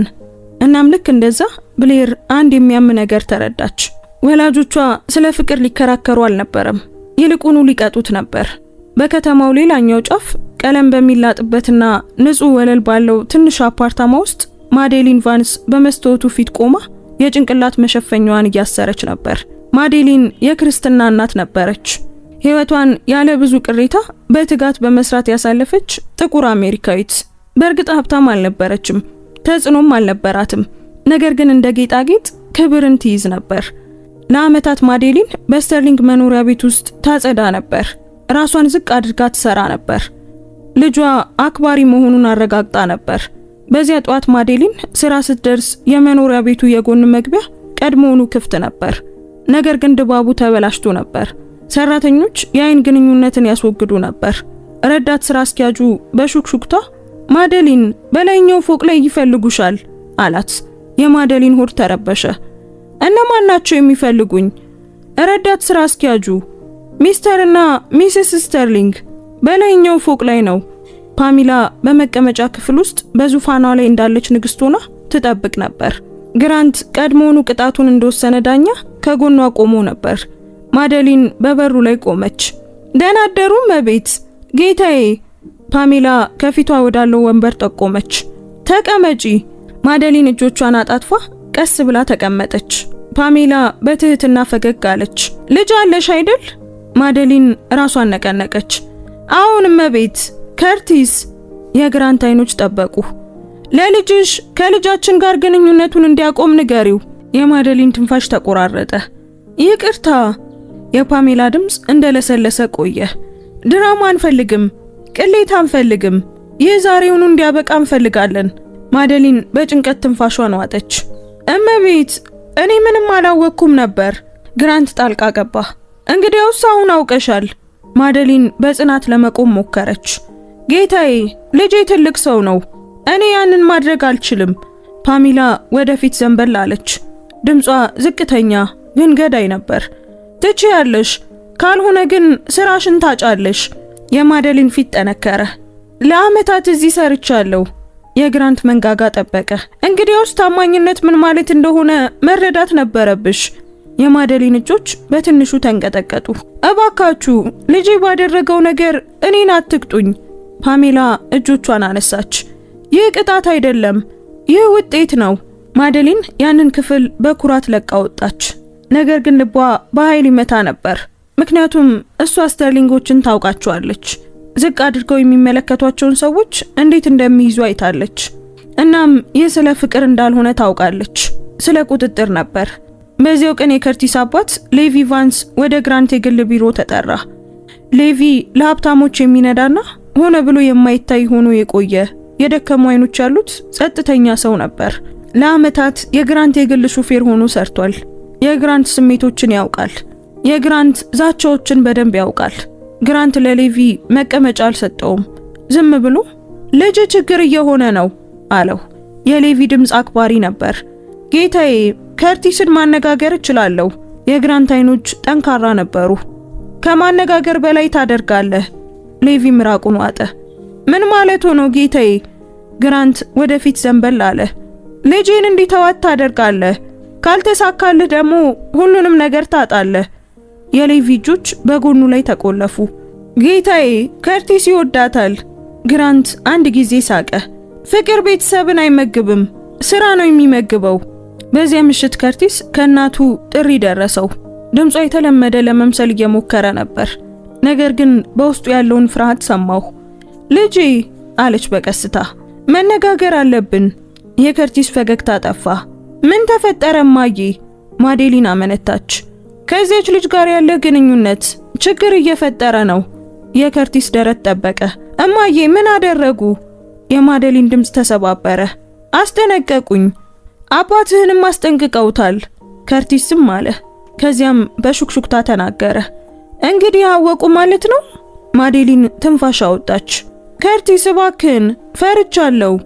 ከርቲስ አይኖቹን ጨፈነ። አይምሮ ወደ ብሌር በረረ። ሳቋ፣ ድፍረቷ፣ ተስፋዋ እና ከዚያ ወደ ወላጆቹ ቀድሞውኑ ሁሉንም ነገር ወደ ሰጡት ሁለት ጠንካራ ሰራተኞች ተመለሰ። የከርቲስ ድምፅ ዝቅ ብሎ መጣ። እሺ። የማዴሊን ትንፋሽ ተቆራረጠ። እሺ ምን? ከርቲስ የተሰበረ ብርጭቆ እንደሚውጥ ሰው ህመሙን ዋጠው። ያበቃል። እና በዚያ ቅጽበት የፍቅር ስሜት አልነበረውም። ፍቅር እንደ መስዋዕትነት ተሰማ እና ብሌር ምን እየመጣ እንደሆነ እንኳን አላወቀችም ነበር። በዚያው ምሽት ብሌር ገና አንድ ቃል ከመናገሩ በፊት የከርቲስ ስሜት መለወጡን አስተዋለች። እንደ ልማዷ አላሾፈባትም። የተለመደውን አስቂኝ የድምፅ መልእክት አላከም። መንታዎቹ ቢመለከቱት ለጉዞ ቀን መቁጠሪያው ምን አይነት ተለጣፊ እንደሚመርጡ አልጠየቀም። ዝም ብሎ ፓርክ ውስጥ ተገኝቶ አጥንቶቹ ከለመደው በላይ የከበዱ ይመስል ተቀመጠ። ብሌር በቅርብ ተከታተለችው። ከርቲስ ምን ተፈጠረ? ከርቲስ መሬቱን ትኩር ብሎ አየ። ወላጆቼ ላይ ዛቱባቸው። የብሌር ፊት ጠነከረ። እነማን? ከርቲስ መናገር አላስፈለገውም። ዝምታው ሁሉንም ነገር ተናገረ። የብሌር ድምፅ ከፍ አለ። እናት በቤታችን ውስጥ ትሰራለች። አባት ደግሞ ለአባቴ ይነዳል። በእነሱ ላይ ሄዱ አይደል? አስፈራራችሁ አይደል ከርቲስ? የከርቲስ መንጋጋ ጠበቀ። ለእናቴ እኔን እንድትቆጣጠር ነገሯት። ለአባቴ ደግሞ አንቺን እንድተውሽ እንዲያደርገኝ ነገሩት። ብሌር ወደፊት ዘንበል አለች። እናንተ ምን አልክ? ከርቲስ ምራቁን ዋጠ። ለእናቴ እንደሚያበቃ ነገርኳት። የብሌር አይኖች እንደ እሳት በሩ። ምን አልክ ከርቲስ? የከርቲስ ድምፅ ዝቅተኛ ነበር። በአንድ ጊዜ አፍሮና ተቆጥቶ ነበር። ብሌር እየቀለዱ አይደለም። ስራን እንደ መሳሪያ እየተጠቀሙ ነው። ብሌር በፍጥነት ቆመች። ስለዚህ ወላጆቼ ጉልበተኞች ስለሆኑ እኔን ልትተወኝ ነው ከርቲስ? ቆመ። ቤተሰቤን ለመጠበቅ እየሞከርኩ ነው። ብሌር ደረቷ በኃይል ሲመታ ተሰማት። እና እኔንስ ማን ይጠብቀኛል? ከርቲስ ያለንን ፍቅር ማን ይጠብቀዋል? ከርቲስ ተመለከታት። ከዚያም በትክክል ተመለከታት። ልተውሽ አልፈልግም። የብሌር ድምፅ ለአንድ ሰከንድ ለሰለሰ። እንግዲያውስ አትተወኝ። የከርቲስ ትከሻዎች በውስጥ ያለውን ውጊያ እንደተሸነፈ ሁሉ ወደ ታች ወረዱ። ወላጆቼን እንዲያጠፏቸው መፍቀድ አልችልም። ብሌር አይኖቿ እያበሩ ቀረብ አለች። እንግዲያውስ አብረን እንዋጋቸዋለን። እንደነዚህ ካሉ ሰዎች አትሸሽም፣ ይልቁኑ ትቆማለህ። ከርቲስ አመነታ። ብሌር እጁን ያዘች። ስማኝ ከርቲስ፣ ወላጆቼ ሁሉንም ነገር ይቆጣጠራሉ፣ ነገር ግን ልቤን መቆጣጠር አይችሉም። ከርቲስ የተያያዙ እጆቻቸውን ትኩር ብሎ አየ። ከዚያም ቀስ ብሎ ራሱን ነቀነቀ። እሺ፣ ነገር ግን ብሌር ጦርነት ቃል እየገባች ሳለ ግራንት ስተርሊንግ ቀድሞውኑ የከፋ ነገር እያቀደ ነበር። ከሁለት ቀናት በኋላ የስተርሊንግ መኖሪያ ቤት ትንሽ የግል ምሳ ግብዣ አስተናገደ። ጩኸት የሌለበት፣ ይፋዊ ያልሆነ፣ ዝም ብለው ሀብታም ሰዎች ውድ በሆኑ ሳህኖች ላይ ዓለማቸው ምንም መዘዝ እንደሌለው ሁሉ በቀስታ የሚስቁበት። ፓሜላ እንደ ፍጹም አስተናጋጅ ፈገግ እያለች በክፍል ውስጥ እንቀሳቀስ ነበር። ግራንት እጅ እየጨበጠ ማራኪ፣ ረጋ ያለ፣ በራስ መተማመን ስሜት ያለው ሆኖ ይታይ ነበር እና በዚያ የጸዳ ትዕይንት መሃል አንድ ውድ ጌጣጌጥ ጠፋ። ጥንታዊ የወርቅ አምባር ነበር፣ ከባድ፣ ዝርዝር ያለው። ፓሜላ የድሮ ሀብት መሆኑን ስለሚገልጽ ለማሳየት የምትወደው አይነት ነገር ነበር። የፓሜላ ድምፅ በድንገት አስተጋባ፣ ስለታም ግን ቁጥጥር ያለው። አምባሬ የት ሄዶ ነው? ሰራተኞቹ ደነገጡ። አንዲት አገልጋይ በፍርሃት እመቤት፣ ቀደም ብሎ በትሪው ላይ ነበር አለች። የፓሜላ አይኖች እንደ አዳኝ ክፍሉን ቃኙ። ከዚያም ራሷን ቀስ ብላ ወደ በሩ አዞረች። ሌቪ ብላ ተጣራች። ሌቪ ቫንስ ገባ፣ የከርቲስ አባት። የግራንትን የመኪና ቁልፎች እንዲያመጣ ተጠይቆ ነበር። በሹፌር ዩኒፎርሙ ጽዱ ሆኖ በአክብሮት በአይኖቹ ድካም ቢታይበትም በጨዋነት ቆመ። አቤት እመቤት። ፓሜላ ወደሱ ተራመደች። የጫማዋ ተረከዝ እንደ ሰዓት ቆጣሪ ይጮህ ነበር። ቀደም ብለ ከዋናው መኝታ ክፍል አጠገብ ነበርክ አይደል? ሌቪ አንገቱን ነቀነቀ። አሁንም እመቤት፣ ሚስተር ስተርሊንግ ሰነዶችን እንዳስቀምጥ ነግረውኝ ነበር። የግራንት ድምጽ እንደ እባብ ረጋ ብሎ ተቀላቀለ። እና ብቻህን ነበርክ? የሌቪ ጉሮሮ ጠበቀ። ጌታዬ፣ እኔ ፖስታውን ብቻ ነው ያስቀመጥኩት፣ ሌላ ምንም ነገር አልነካሁም። ፓሜላ አገጯን አነሳች። እንግዲያውስ ኪስህን ብንፈትሽ ቅር አይልህም ማለት ነው። የሌቪ አይኖች ፈጠጡ። እመቤት፣ ምንድነው? የጥበቃ ኃላፊው ሬመንድ ሚለር ምንም አይነት ስሜት በሌለው ፊት ወዲያውኑ ወደፊት መጣ። ሁለት ጠባቂዎች ይህንን ቅጽበት አስቀድመው ሲጠባበቁ እንደነበረ ሁሉ ከጀርባው ታዩ። የሌቪ ድምጽ ከፍ አለ፣ በአክብሮት ግን በፍርሃት። ጌታዬ፣ እኔ እዚህ ለዓመታት አገልግያለሁ። የግራንት ፈገግታ አልተለወጠም። እንግዲያውስ የምትደብቀው ነገር ሊኖር አይገባህም። ሌቪን እዚያው በእንግዶቹ ፊት በሰራተኞቹ ፊት ፈተሹት እና ሬመንድ ወደ ሌቪ ጃኬት ውስጥ ሲገባ እጁ አምባሩን ይዞ ወጣ። ሌቪ ደነገጠ። መላ ሰውነቱን እንደተመታ ሰው ጠነከረ። ሊሆን አይችልም፣ ሌቪ ጀመረ። ፓሜላ እንደ ቲያትር ተዋናይት አንድ እጇን ደረቷ ላይ ጭና በድራማ ተነፈሰች። አምላኬ ሆይ! የግራንት ድምጽ ወደ ቅዝቃዜ ተቀየረ። ሰርቀዋል ማለት ነው። ሌቪ ራሱን በፍጥነት ነቀነቀ። ጌታዬ፣ በህይወቴ እምላለሁ እኔ ምንም አላደረኩም። ፓሜላ በቁጣ ተናገረች። አምባሪን ይዘህ በቤቴ ውስጥ ለመማል እንዳትደፍር። የሌቪ እጆች ተንቀጠቀጡ። አንድ ሰው እዚህ አስቀምጦት መሆን አለበት።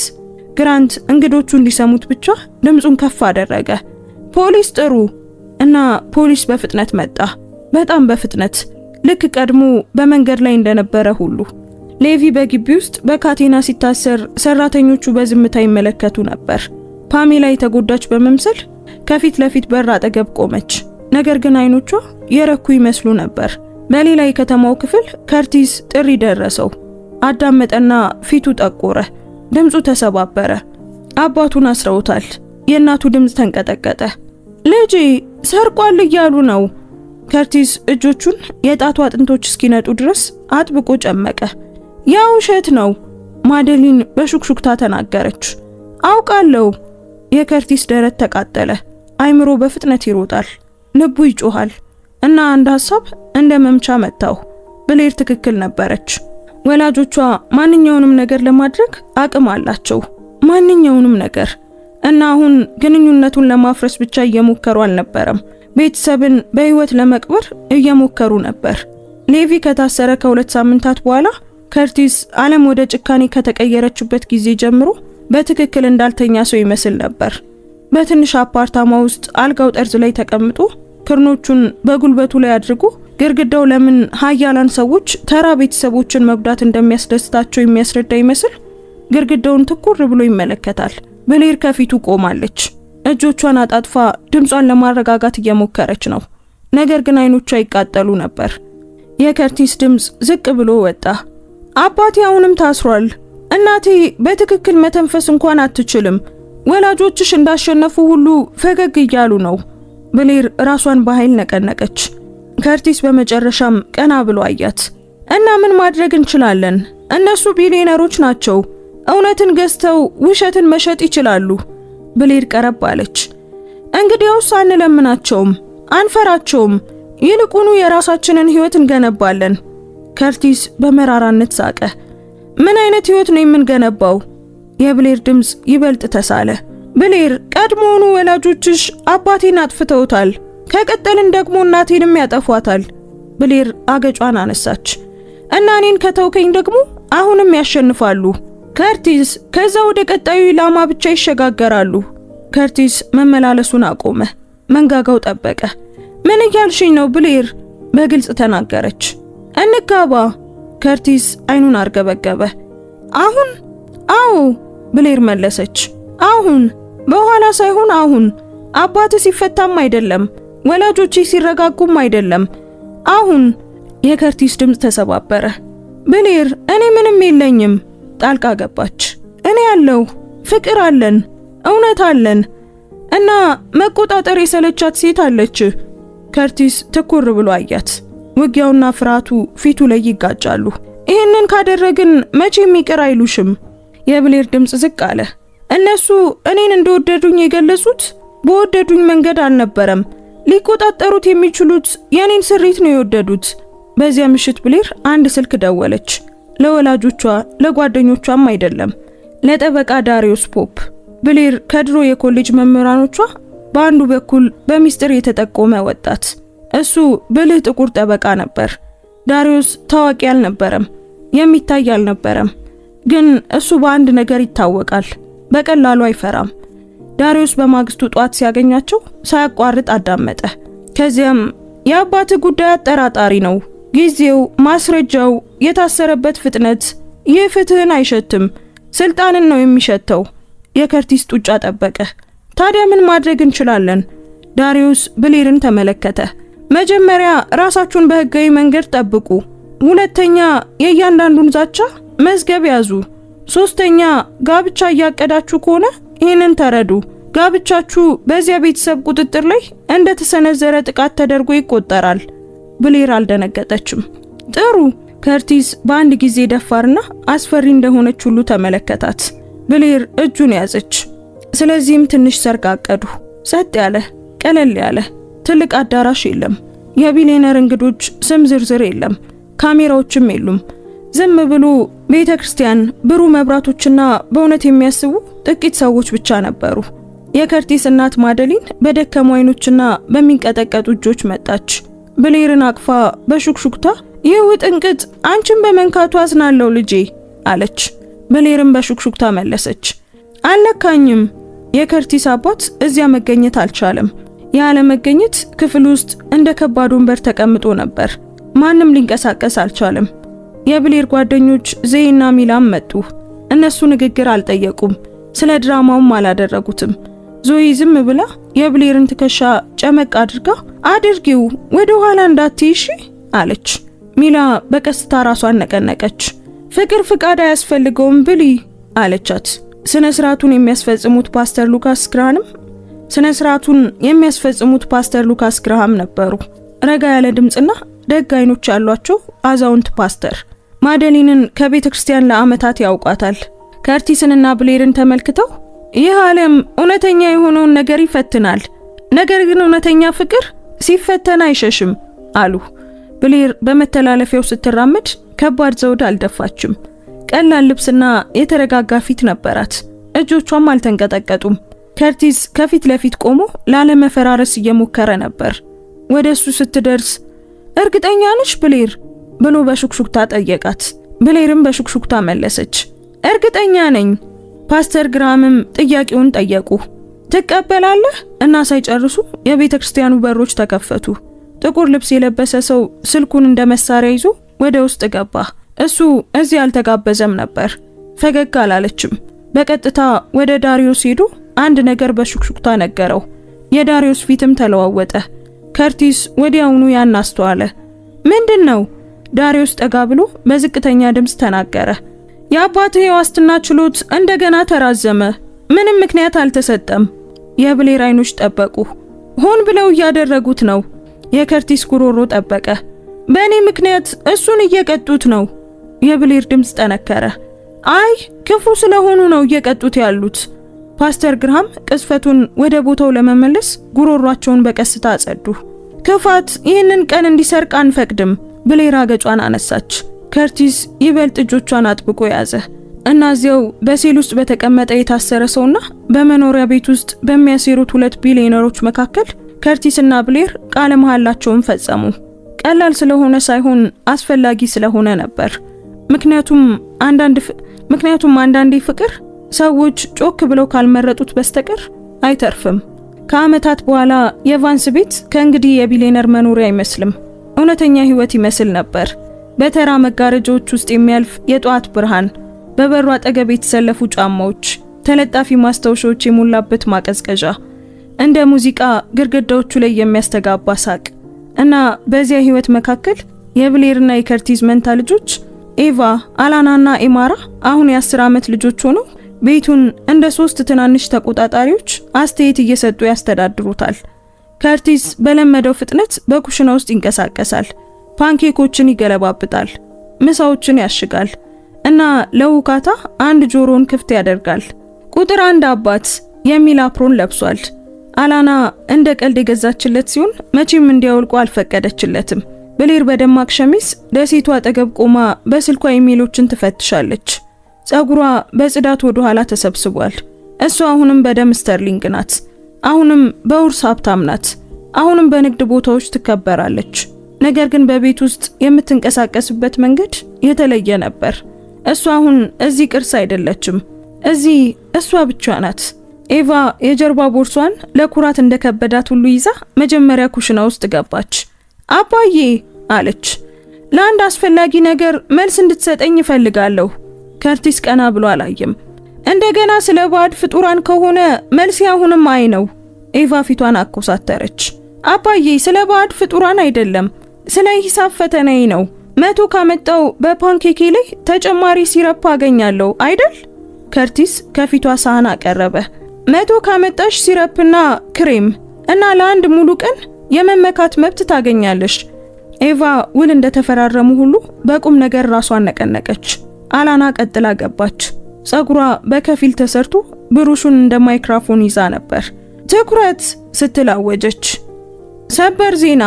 ጸጉሬን በልዕልት ሁኔታ ለመሰራት ወስኛለሁ። ከርቲስ ራሷን አየ።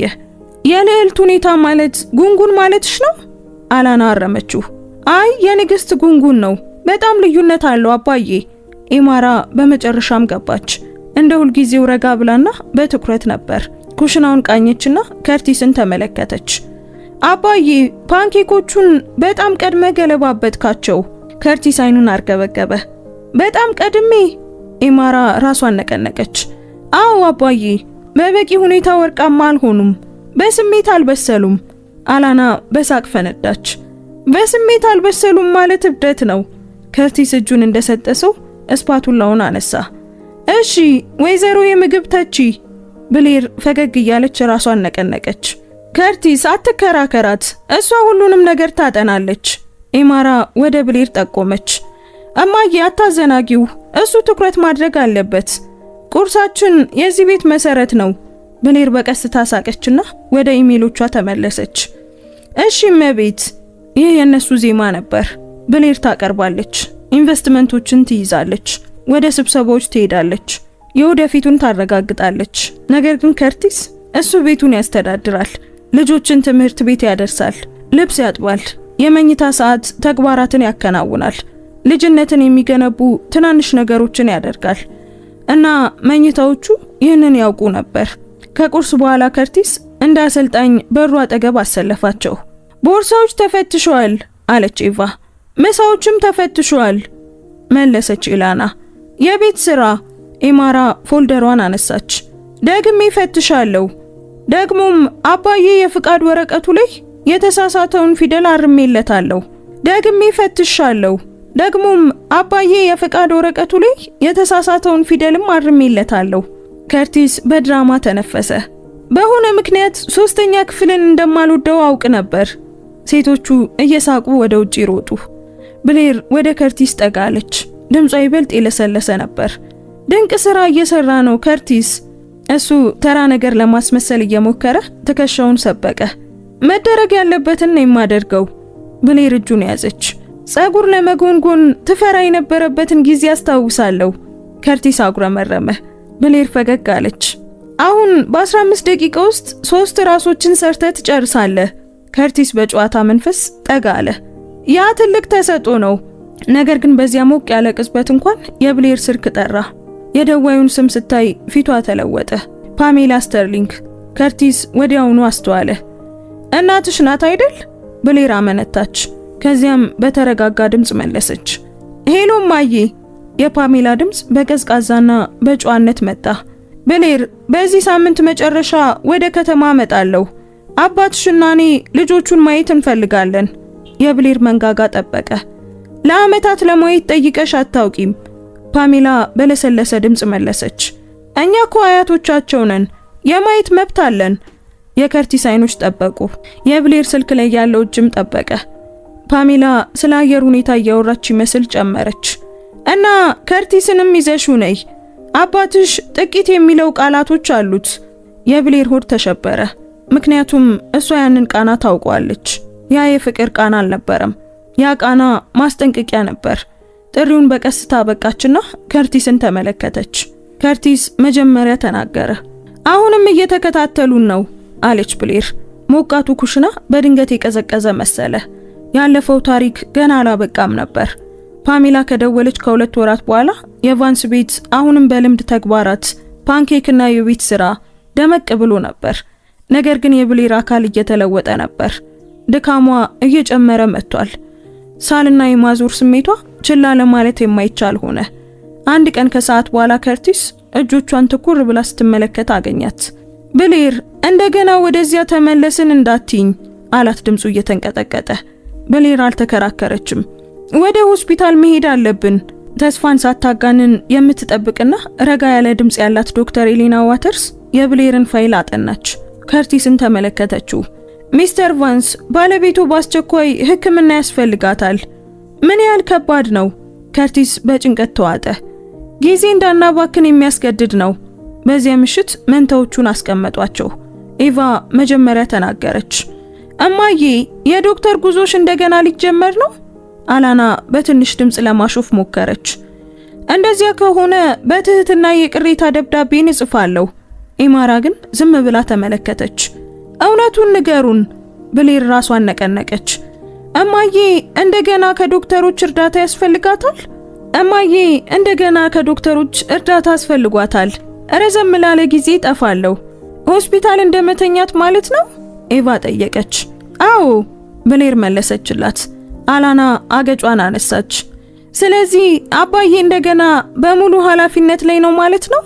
እኔ ነኝ ኃላፊነቱን የምወስደው። አዎ ከርቲስ በፍጥነት መለሰ። የኢማራ አይኖች የሱን ፈለጉ። አሁንም የፓንኬክ አርብ ይኖረናል? ከርቲስ በብርታት ራሱን ነቀነቀ። የፓንኬክ አርብና የመኝታ ሰዓት መዝሙሮች ይቀጥላሉ እና ጸጉራችሁንም መሰራት ጭምር አላና ጨመረች። ብታሾፍብንም እንኳን ከርቲስ በረጅሙ ተነፈሰ። ብታሾፉብኝም እንኳን ከርቲስ በረጅሙ ተነፈሰ። በፍቅር ነው የምናሾፍብህ አባዬ አላና ተናገረች። ብሌር እጆቻቸውን ጨመቀች። ልጆቼ ይህ የእናንተ ጥፋት አይደለም እሺ? ልጆቹ አሁን ሙሉ በሙሉ ባይረዱትም ራሳቸውን ነቀነቁ። በሚቀጥሉት ሳምንታት ብሌር እየመነመነች መጣች። ሁኔታውን እንደተለመደው ለማስቀጠል ሞከረች። ነገር ግን ልጆቹ አስተዋሉ። ኤቫ ስዕሎችን በማቀዝቀዣው ላይ ለጠፈች። አላና ፍርሃቱን ለመሸፈን ድምጿን ከፍ አድርጋ ታወራ ነበር። ኢማራ የከርቲስን እያንዳንዱን ትንፋሽ ትከታተል ነበር። አንድ ምሽት ከርቲስ ስፓጌቲ እያማሰለ ሳለ ነርስ ታኒያሊን ደወለች። ሚስተር ቫንስ ዛሬ ማታ መምጣት አለቦት። የከርቲስ ማማሰል ቀዘቀዘ። እሷ አንተን ትፈልጋለች፣ ሰላምን ትፈልጋለች። ከርቲስ በሚንቀጠቀጡ እጆቹ ምድጃውን አጠፋ። ለልጆቹ ድምጹን አረጋጋ። እናታችሁን ልናያት ነው። ኖራ ወደዚህ እየመጣች ነው። የብሌር ታማኝ የቅርብ ጓደኛ ኖራ መጣች። ወደ መንታዎቹ ደረጃ ዝቅ ብላ እሺ አለቆች፣ አባዬ እናታችሁን ማየት አለበት። እኛ ደግሞ ቤት ውስጥ እንሆናለን። ተስማምተናል? እማዬ ደህና ናት? ኤቫ በሹክሹክታ ጠየቀች። ኖራ አልዋሸችም። እማማ በጣም የተወደደች ናት።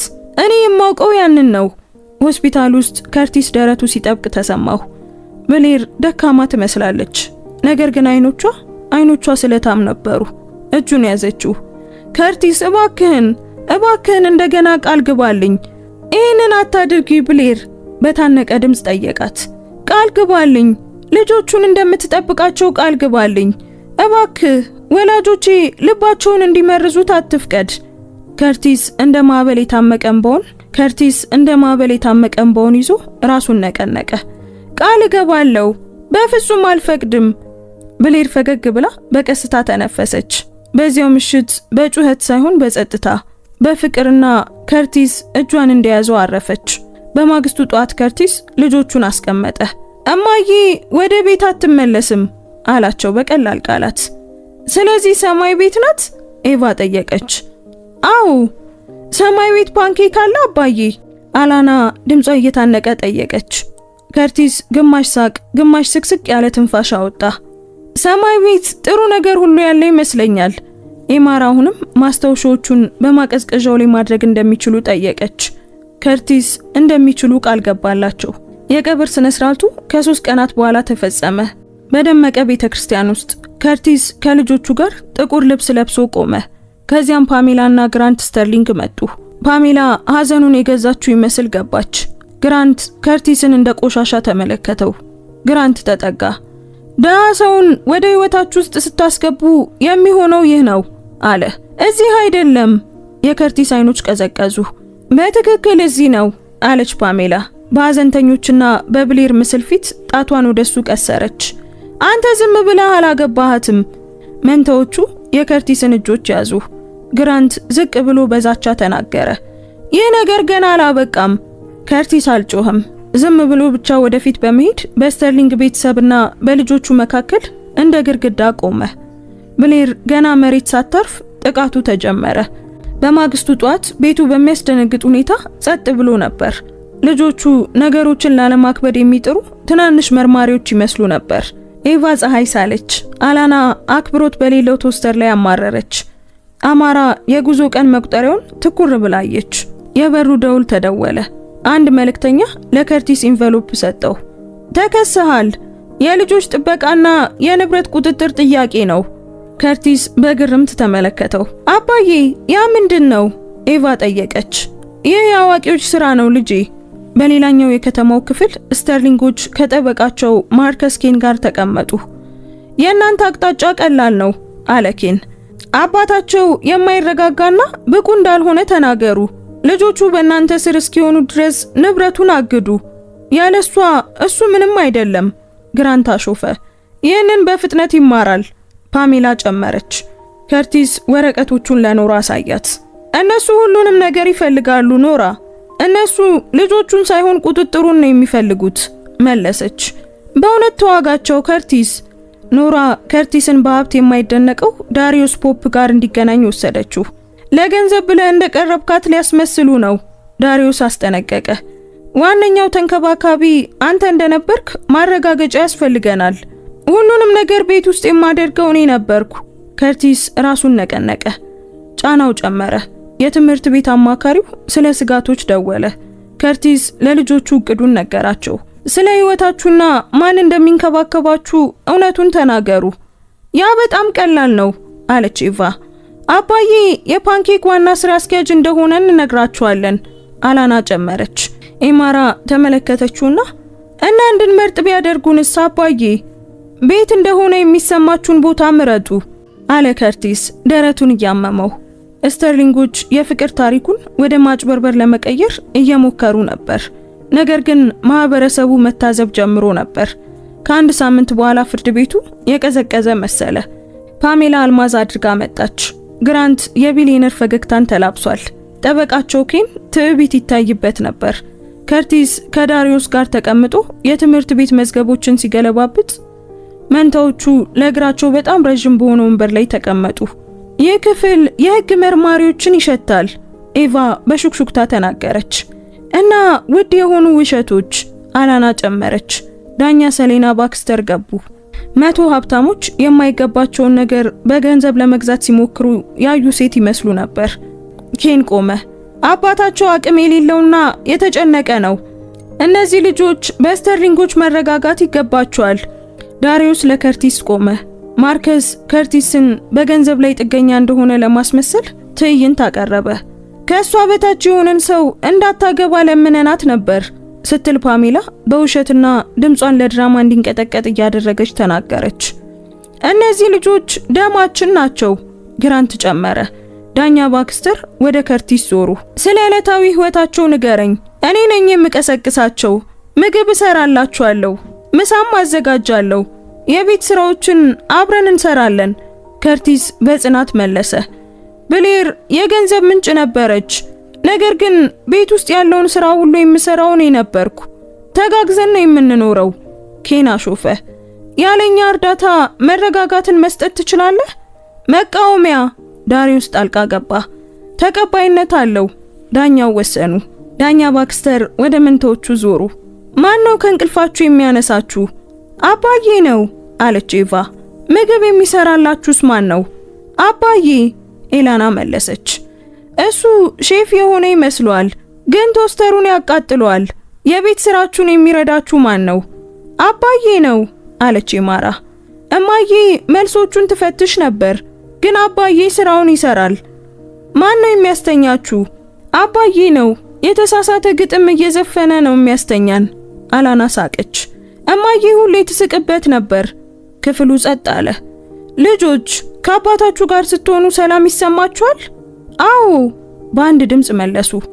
ከአያቶቻችሁ ጋርስ መኖር ትፈልጋላችሁ? ኤማራ ዝም አለች። በእውነት አናውቃቸውም። በትምህርት ቤት ፕሮግራሞቻችን ላይ አይመጡም። አላና ጨመረች። እና አያቴ በቀብር ስነ ስርዓቱ ላይ ልክ እንደ ዕቃ ነበር የምታየን። ኤቫ በቃች።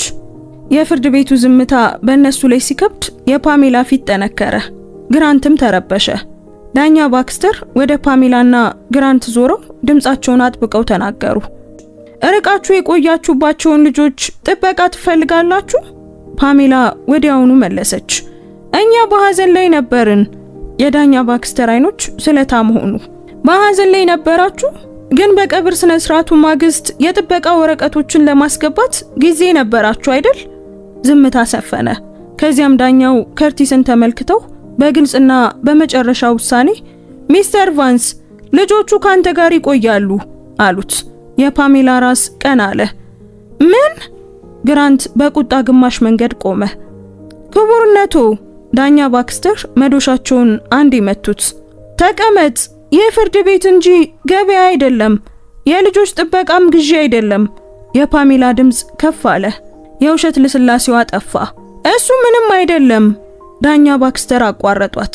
በቃ ፍርድ ቤቱን በአክብሮት ታነጋግራላችሁ፣ ካልሆነ ግን ትወጣላችሁ። ከርቲስ ለሳምንታት የያዘውን ትንፋሽ በቀስታ ወጣ።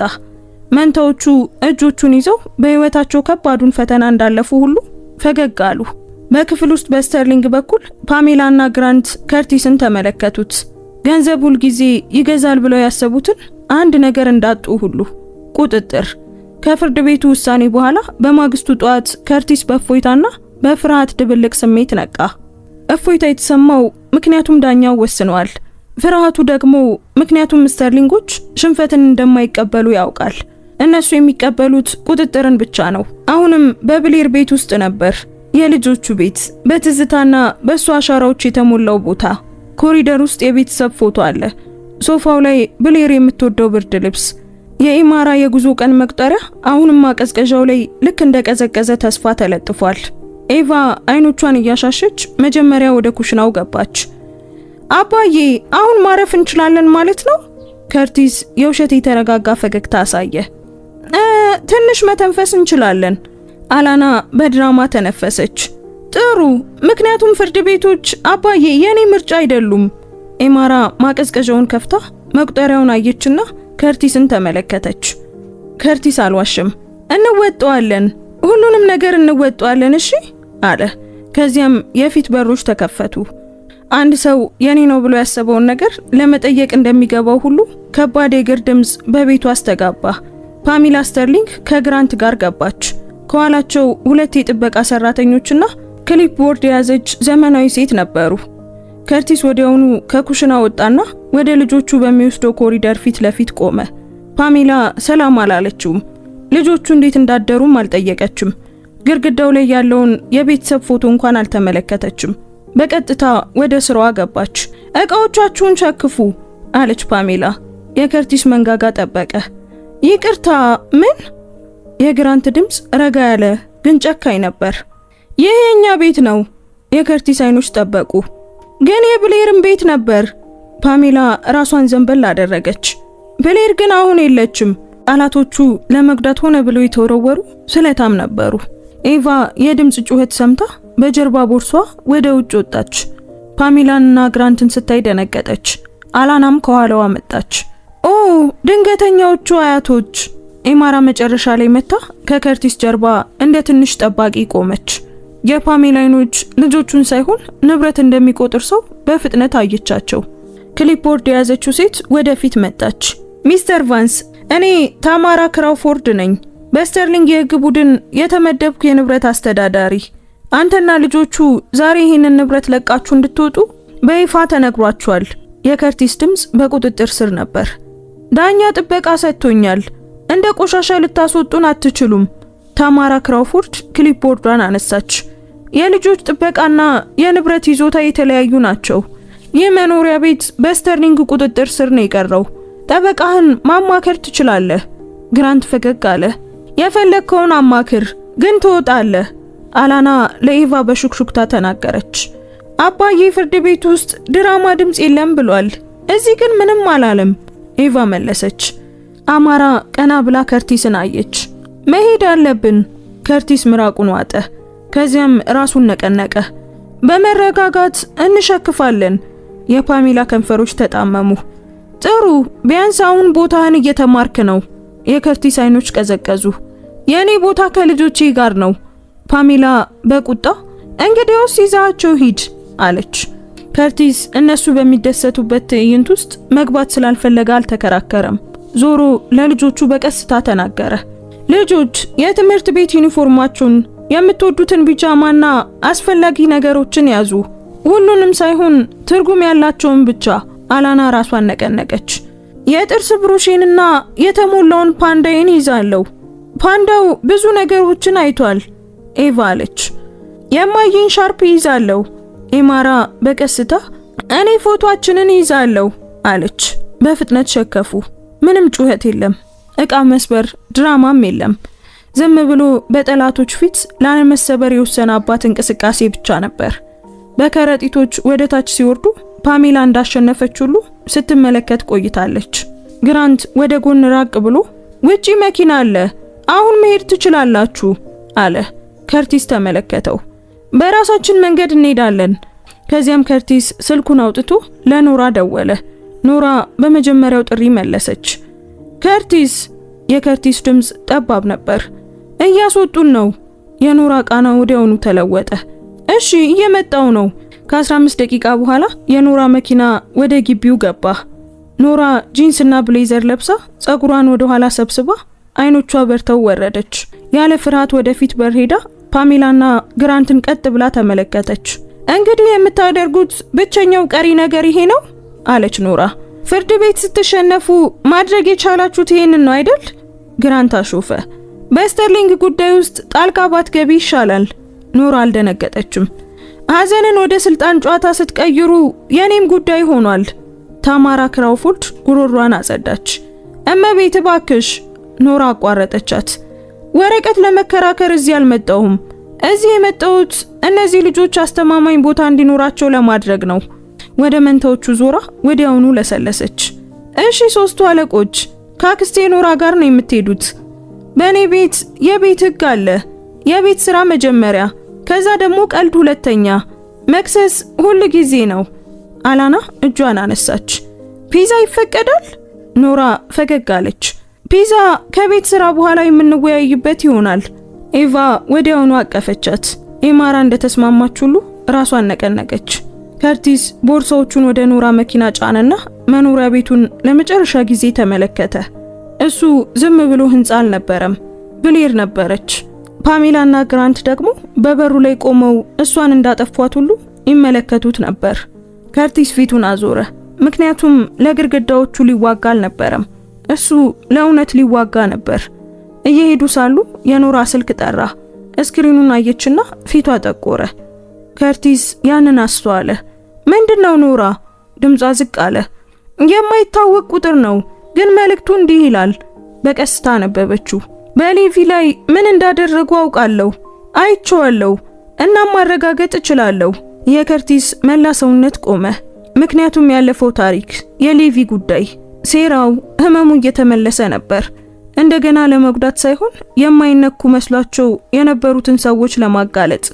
ያ ሚስጥራዊ መልእክት ከመጣ ከሁለት ቀናት በኋላ ከርቲስ በኖራ የመመገቢያ ጠረጴዛ ላይ ስልኩን እንደ ሰዓት ቆጣሪ በእጁ ይዞ ተቀመጠ። መንታዎቹ ሳሎን ውስጥ የቤት ስራ እየሰሩና ስለ ህግጋት እንደ ከፍተኛ ፍርድ ቤት እየተከራከሩ ነበር። አላና የአስቂኝ አስተማሪ ድምጽ እያወጣች ትናገራለች። ኤቫ ታርማታለች። ኤማራ ልክ እንደ ርዕሰ መምህር ሁለቱንም ዝም ታሰኛለች። ኖራ እንደ ጠባቂ በመስኮት በኩል መንገዱን ትመለከታለች። ከርቲስ በመጨረሻም ወደ ቁጥሩ ደዊ አላት። ኖራ ራሷን ነቀነቀችና ደወለች። አንዲት ሴት በሁለተኛው ጥሪ መለሰች። ድምፁ አርጅቷል። የተረጋጋና ጥንቃቄ የተሞላበት ነበር። ሚስጥርን ለረጅም ጊዜ እንደተሸከመ ሰው። ሄሎ፣ ኖራ መጀመሪያ ተናገረች። እኔ ኖራ ነኝ። መልእክት ልከሽልኝ ነበር። ሴትዮዋ በረጅሙ ተነፈሰች።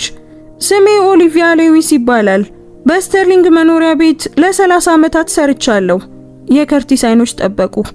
በዚያ ቤት ውስጥ ነበርሽ? የኦሊቪያ ድምፅ ትንሽ ተንቀጠቀጠ፣ ግን ወደ ኋላ አላለችም። አዎ፣ እነዚያን ክፍሎች አጽድቻለሁ። እነዚያን ልብሶች አጥፌያለሁ። እነዚያ ሰዎች በይፋ ሲስቁና በሚስጥር ክፉ ሲያደርጉም አይቻለሁ። ኖራ ወደፊት ቀረብ አለች። ምን ታውቂያለሽ? ኦሊቪያ ዝም አለች። ከዚያም በግልጽ ተናገረች። ሌቪ ቫንስ በሴራ ነው የታሰረው። የከርቲስ ደረት ልቡ የሚጨመቅ እስኪመስለው ድረስ ጠበቀ። አውቅ ነበር። ኦሊቪያ ቀጠለች። ልክ እንደ ተቆለፈ በር ንግግሯ ቀስ በቀስ እየተከፈተ ነበር። ያ አምባር በእርግጥም አልጠፋም ነበር። ግራንት ለጥበቃ ሰራተኛው ሬመንድ አምባሩን እንዲያሳብብበት አዘዘው። ሌቪ ከመፈተሹ በፊት ሬመንድ ከፓሜላ የጌጣጌጥ ሳጥን ውስጥ ሲወስደው አይቻለሁ። ከርቲስ ወንበሩ ወለሉን እስኪጭረው ድረስ በፍጥነት ቆመ። በገዛ አይንሽ አይተሻል? የኦሊቪያ ድምፅ ጽኑ ነበር። በገዛ አይኖቼ። ዝም ያልኩት ግን ስለፈራው ነው። ምክንያቱም እንደነሱ ያሉ ሰዎች የሰዎችን ሕይወት ያጠፋሉ። ነገር ግን አንተና ልጆቹን እንደምንም ነገር ሲያስወጧችሁ ሳይ መተኛት አልቻልኩም። የኖራ መንጋጋ ጠበቀ። ይህንን ለፖሊስ መናገር አለብሽ። ኦሊቪያ መነታች። ካደረኩት ይከተሉኛል። የከርቲስ ድምፅ ረጋ። ቀድሞውኑ በቤተሰቤ ላይ መጥቷል። ሌላ ሕይወት እንዲነኩ ደግሞ አልፈቅድም። ኖራ ጨመረች። ግን እኛ እንጠብቅሻለን። ይህንን በህጋዊ መንገድ እናድርገው። ኦሊቪያ በመጨረሻም እሺ አለች። በዚያው ቀን ጠበቃ ዳሪዮስ ፖፕ ከኦሊቪያ ጋር በትንሽ ፖሊስ ጣቢያ ተገናኙ። ዳሪዮስ ለዚህ ቅጽበት ሲጠብቅ እንደነበረ ሰው በልበ ሙሉነት ተራመደ። የተቀበላቸው መርማሪ ጁሊያን ኮል ይባላል። የደከሙ አይኖች ያሉትና የማይረባ ነገር የማይወድ ጥቁር መርማሪ። ብዙ ሀብታሞች ከቅጣት ሲያመልጡ ያየ አይነት ሰው። መርማሪ ኮል አዳመጠ። ከዚያም አንድ ጥያቄ ጠየቀ። ቢሊዮነሮችን በወንጀል ሴራ እየከሰሳችሁ እንደሆነ ተረድታችኋል አይደል? ኦሊቪያ ራሷን ነቀነቀች። ተረድቻለሁ። ከርቲስ ጠረጴዛው ላይ ፎልደር አስቀመጠ። እና አባቴ ባላደረገው ነገር እንደተሰቃየ ተረድቻለሁ። መርማሪ ኮል ወደ ኋላ ተደገፈ። ይህንን እንደገና ከከፈት ነው ከንግግር በላይ የሆነ ነገር ያስፈልገናል። ዳሪዮስ መለሰ። እናገኛለን። ኦሊቪያ ፕሮግራሞችን፣ ካሜራዎችን፣ የሰራተኛ ፈረቃዎችን፣ የጥበቃ መዝገቦችን ታውቃለች እና በግል ሲስተማቸው ውስጥ የተቀመጡ የድሮ ምስሎችም ሊኖሩ ይችላሉ። የመርማሪ ኮል አይኖች በርተዋል። እውነቱን እየተናገረች ከሆነ ይህ ጉዳይ ትልቅ ይሆናል። ኦሊቪያ ወደ ታች ተመለከተችና ቀና አለች። በእርግጥም ትልቅ ነው። ምርመራው ስተርሊንጎች ከጠበቁት በላይ በፍጥነት ሄደ። የድሮ ሰራተኞች በሚስጥር ተጠየቁ። ለጥበቃ መዝገቦች የፍተሻ ትዕዛዝ ወጣ። ግራንትና ፓሜላ ምን እየተፈጠረ እንደሆነ ሲረዱ እንደ ሁልጊዜው በቁጥጥር ስር ለመዋል ሞከሩ። ፓሜላ የብሌር የድሮ ግንኙነቶች ጋር ደወለች። ግራንት ለፖለቲከኞች ደወለ። ችግሩን የሚያጠፉ የሚመስሉ ስልኮችን ለመደወል ሞከረ። ነገር ግን በዚህ ጊዜ ችግሩ አልጠፋም። ምክንያቱም በዚህ ጊዜ የማይፈራ ምስክር ነበር። በሳምንታት ውስጥ ግራንትና ፓሜላ ታስረው ተከሰሱ። ያ የህዝብ ፈገግታቸው በአንድ ሌሊት ጠፋ። ካሜራዎች በተወጠረ ፊትና በጠነከረ ትከሻ ወደ ፍርድ ቤት ሲገቡ ያዟቸው። ፍርድ ቤት ውስጥ ኦሊቪያ መሰከረች። የጥበቃ መዝገቦች ዋና ዋና ዝርዝሮችን አረጋገጡ። የማስፈራራት፣ የዛቻ፣ የመጠቅለል ዘዴያቸው ደረጃ በደረጃ በግልጽ ታየ። ስተርሊንጎች ሁል ጊዜ የሚቆጣጠሩት ታሪክ በመጨረሻም ከቁጥጥራቸው ወጣ። ዳኛው ስለ ገንዘባቸው ግድ አልነበረውም። ዳኛው ግድ የነበረው ስለ እውነት ነበር። ፍርዱ እንደ መዶሻ ወረደ። ግራንት ስተርሊንግ ጥፋተኛ፣ ፓሜላ ስተርሊንግ ጥፋተኛ። የ30 ዓመት እስራት ተፈረደባቸው። ከርቲስ ሲሰማው በደስታ አልዘለለም፣ እንደ ድግስም አላከበረም። ዝም ብሎ አይኖቹን ጨፍኖ በመጨረሻም መተንፈስ እንደተፈቀደለት ሰው ተነፈሰ። ኖራ በሹክሹክታ ብሌር ብትኖር ትኮራብ ነበር አለችው። የከርቲስ ጠበቃ የልጆቹ የሆነውን ሁሉ መጠበቁን አረጋግጦ ሰነዶቹን በጥንቃቄ ያዘ። ከዚያም ብሌር ካረፈች በትክክል 2 ዓመት በኋላ ከርቲስ ደብዳቤውን አስታወሰ። ብሌር በኤንቨሎፕ አሽጋው ከፊት ለፊቱ አንድ መመሪያ ጽፋ ነበር። ከ2 ዓመት በኋላ ይከፈት፣ ከኖራ ጋር ይነበብ። በዚያ ምሽት ከርቲስ እንደገና በኖራ ጠረጴዛ ላይ ተቀመጠ። መንታዎቹ በሚቀጥለው ክፍል ውስጥ የቦርድ ጨዋታ እየተጫወቱ ስለ ሕግጋት እንደ ጠቅላይ ፍርድ ቤት ይከራከሩ ነበር። ከርቲስ ኢንቨሎፑን እንደ ተሰባሪ ነገር ያዘው። ኖራ በሹክሹክታ ተዘጋጅተዋል ከርቲስ አለች። ከርቲስ አልተዘጋጀሁም፣ ግን ደግሞ ማድረግ አለብኝ አለ። ከፈተው። የብሌር የእጅ ጽሑፍ እንደ ሞቅ ያለ ድምፅ ተቀበለው። ያለምንም ቅድመ ሁኔታ ስለወደዳት ከርቲስ አመሰገነችው። እሱ የቤታቸው ልብ እንደነበር ተናገረች። በመራራነት ልጆቻቸውን እንዳያሳድግ ነገረችው። ከዚያም ስለ ኖራ ጻፈች። ኖራን የማውቃት በጣም አስተማማኝ ሰው ናት ብላ ጠራቻት። ከዚያ ሁለቱንም ያስገረመ በረከት ተወች። ረጋ ያለ የማያስገድድ ምንም አይነት ድራማ የሌለው ህይወት ከርቲስንና ኖራን ካቀራረባቸው መቼም ቢሆን የጥፋተኝነት ስሜት ሊመጣ እንደማይገባው ጻፈች። መምጣት ያለበት ከእንክብካቤ፣ ከሽርክና፣ ልጆቹን በፍቅር ከመጠበቅ መሆን እንዳለበት ገለጸች። የከርቲስ አይኖች ለሰለሱ። ኖራ አፏን ይዛ በቀስታ ተነፈሰች። ከሳሎን አላና ጮኸች። አክስቴ ኖራ፣ አባዬ፣ ኤቫ አታለለችኝ። ኤቫ መልሳ ጮኸች። እኔ አላታለልኩም፣ ስልት ነው የተጠቀምኩት። ኤማራ ረጋ ብላ ሁለታችሁም ተሸንፋችኋል አለች። ከርቲስ ወደ ልጆቹ ተመለከተና ደብዳቤውን አየ። ብሌር ክፍል ውስጥ አልነበረችም። ፍቅሯ ግን አሁንም ነበር እና ከረጅም ጊዜ በኋላ ለመጀመሪያ ጊዜ የወደፊቱ ጊዜ ፍርሃት አልመሰለም፣ ሰላም መሰለ። ይህ ታሪክ ሊደብቀው የማይፈልገው አንድ ትምህርት ካለ ይሄ ነው። ገንዘብ ጩኸትን ሊገዛ ይችላል፣ ፍቅርን ግን ፈጽሞ ሊገዛው አይችልም።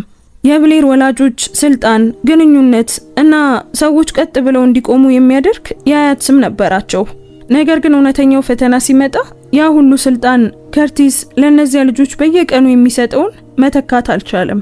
መገኘት፣ ጽናትና አስተማማኝ ቤት። ሌላው ትምህርት ደግሞ ሀዘን ማንነትን ይገልጻል። አንዳንዶች በፍቅር ያዝናሉ፣ ሌሎች ደግሞ ማጣትን እንደ መሳሪያ ይጠቀማሉ። የሚያስፈራው ደግሞ ይህንን እያደረጉ ፈገግ ማለት መቻላቸው ነው። ስለዚህም እባካችሁ ሰላማችሁን ጠብቁ፣ ቤተሰቦቻችሁን ጠብቁ እና ደግነት ድክመት እንደሆነ ማንም እንዲያሳምናችሁ አትፍቀዱ። ውድ ቤተሰቦቻችን፣ እስኪ በዚህ አስደናቂ ታሪክ ውስጥ የእናንተ ተመራጭ ማን ነበረ? በጽናት የቆመው ከርቲስ ነው? ጫና ቢኖርባትም እንኳን ፍቅርን የመረጠችው ብሌር ናት? ወይስ እንደ እውነተኛ ቤተሰብ የደረሰችው ኖራ?